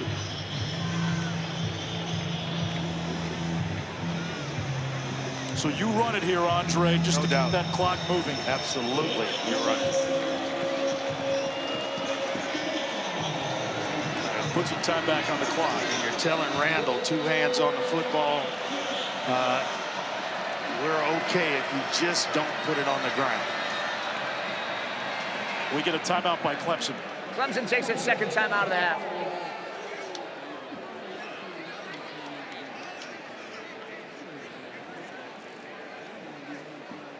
It is the ACC regular season finale for Clemson.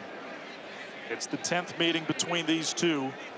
Prior to last year, Louisville had never beaten Clemson. Dabo's giving him, firing up the long snapper, Philip Florenzo, who he's over there talking to right about now.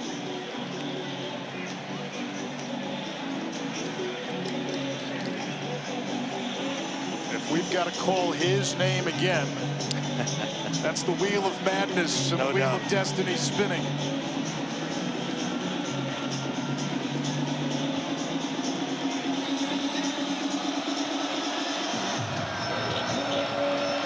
Randall's the sidecar for Klubnik.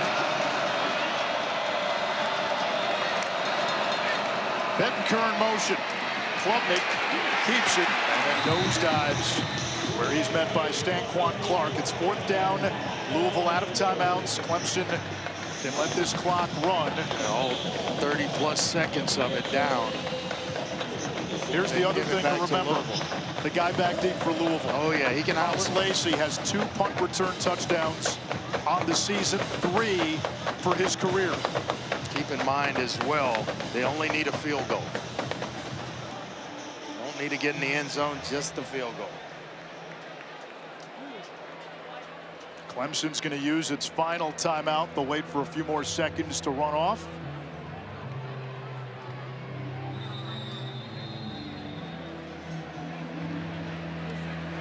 Delay of game on the offense. 5-yard penalty. It'll be 4th down. Penalty is also subject to a 10-second runoff. Louisville's declined that runoff. We just hit the game clock. 39 seconds. 0:39. Thank you. So Clemson just takes the delay. Is this a spot, Andre, where, listen, given who's back there, are you trying to kick it deep, maybe even out of bounds? Oh, I'm trying to kick it into the end zone if I can.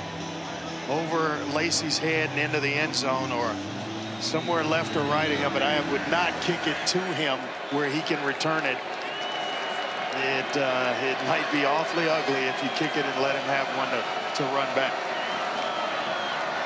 Lorenzo the snap. It's clean. Smith punts it away. Short punt. Lacey watches this bounce.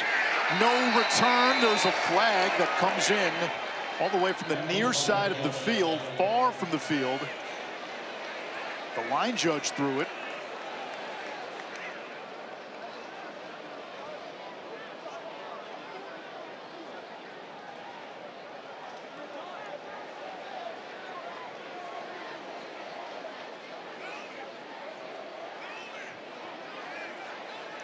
Someone left early. Trying to return, holding, receiving team number 38.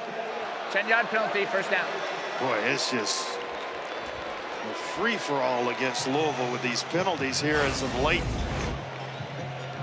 Actually, excellent tackle here on Lacey not to allow him to get started. Hannafin right there. So yet another penalty in this fourth quarter against Louisville. 6 penalties in the fourth quarter alone. And now for a team that has struggled to find explosive plays in the pass game, that's what this game comes down to. No timeouts and 30 seconds left. Yeah, it's White that draws the flag for holding. And it was against the long snapper.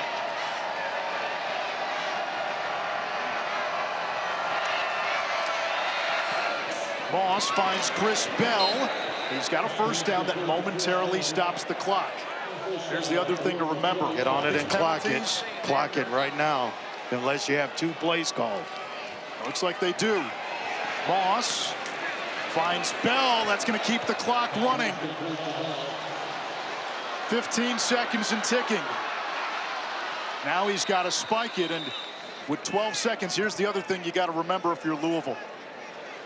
Any penalty that causes a clock stoppage, you hit that 10-second runoff, you have no timeouts to stop the clock. And we only bring that up because penalties have plagued Jeff Brom's team in this fourth quarter. They certainly have, and a lot of them self-inflicted. One personal foul penalty took them out of field goal range and dashed their hopes, at least for the immediate future. Moss again over the middle, dropped. It's going to bring up 4th and 1, 8 seconds to go. Again, Andre, they have not taken shots downfield. Are you surprised given what the score is, they just needed a field goal? Well, Clemson won't give them shots down the field. They've got guys back and holding everything underneath. So it's going to be a catch for a first down here if the drive even continues. Another drop, and it's Clemson kneeling down and running this thing out with it being 4th down. They're not going to let anything get over the top, though. That ball is tipped. It's broken up. It's incomplete. Ricardo Jones, the PBU, and Clemson a kneel down away from getting to 500. Well, that's the one time you don't need to push it down the field. You're just thinking first down.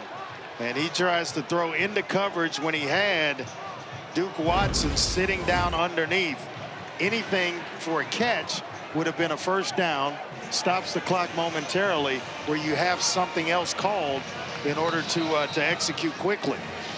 Andre Ware, help me and help us make sense of the ACC over the last month.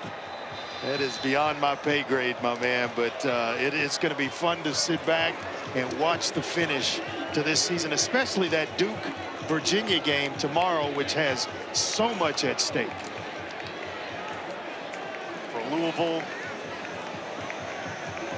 this is the final dagger in their hopes for a college football playoff berth or a trip to the ACC championship. It kind of felt like that extra point was going to hang around, and it did, and that's the difference. Dabo Swinney's Clemson Tigers get one on the road. Another close, devastating loss for Louisville. Jeff Brom's team has suffered 2 losses.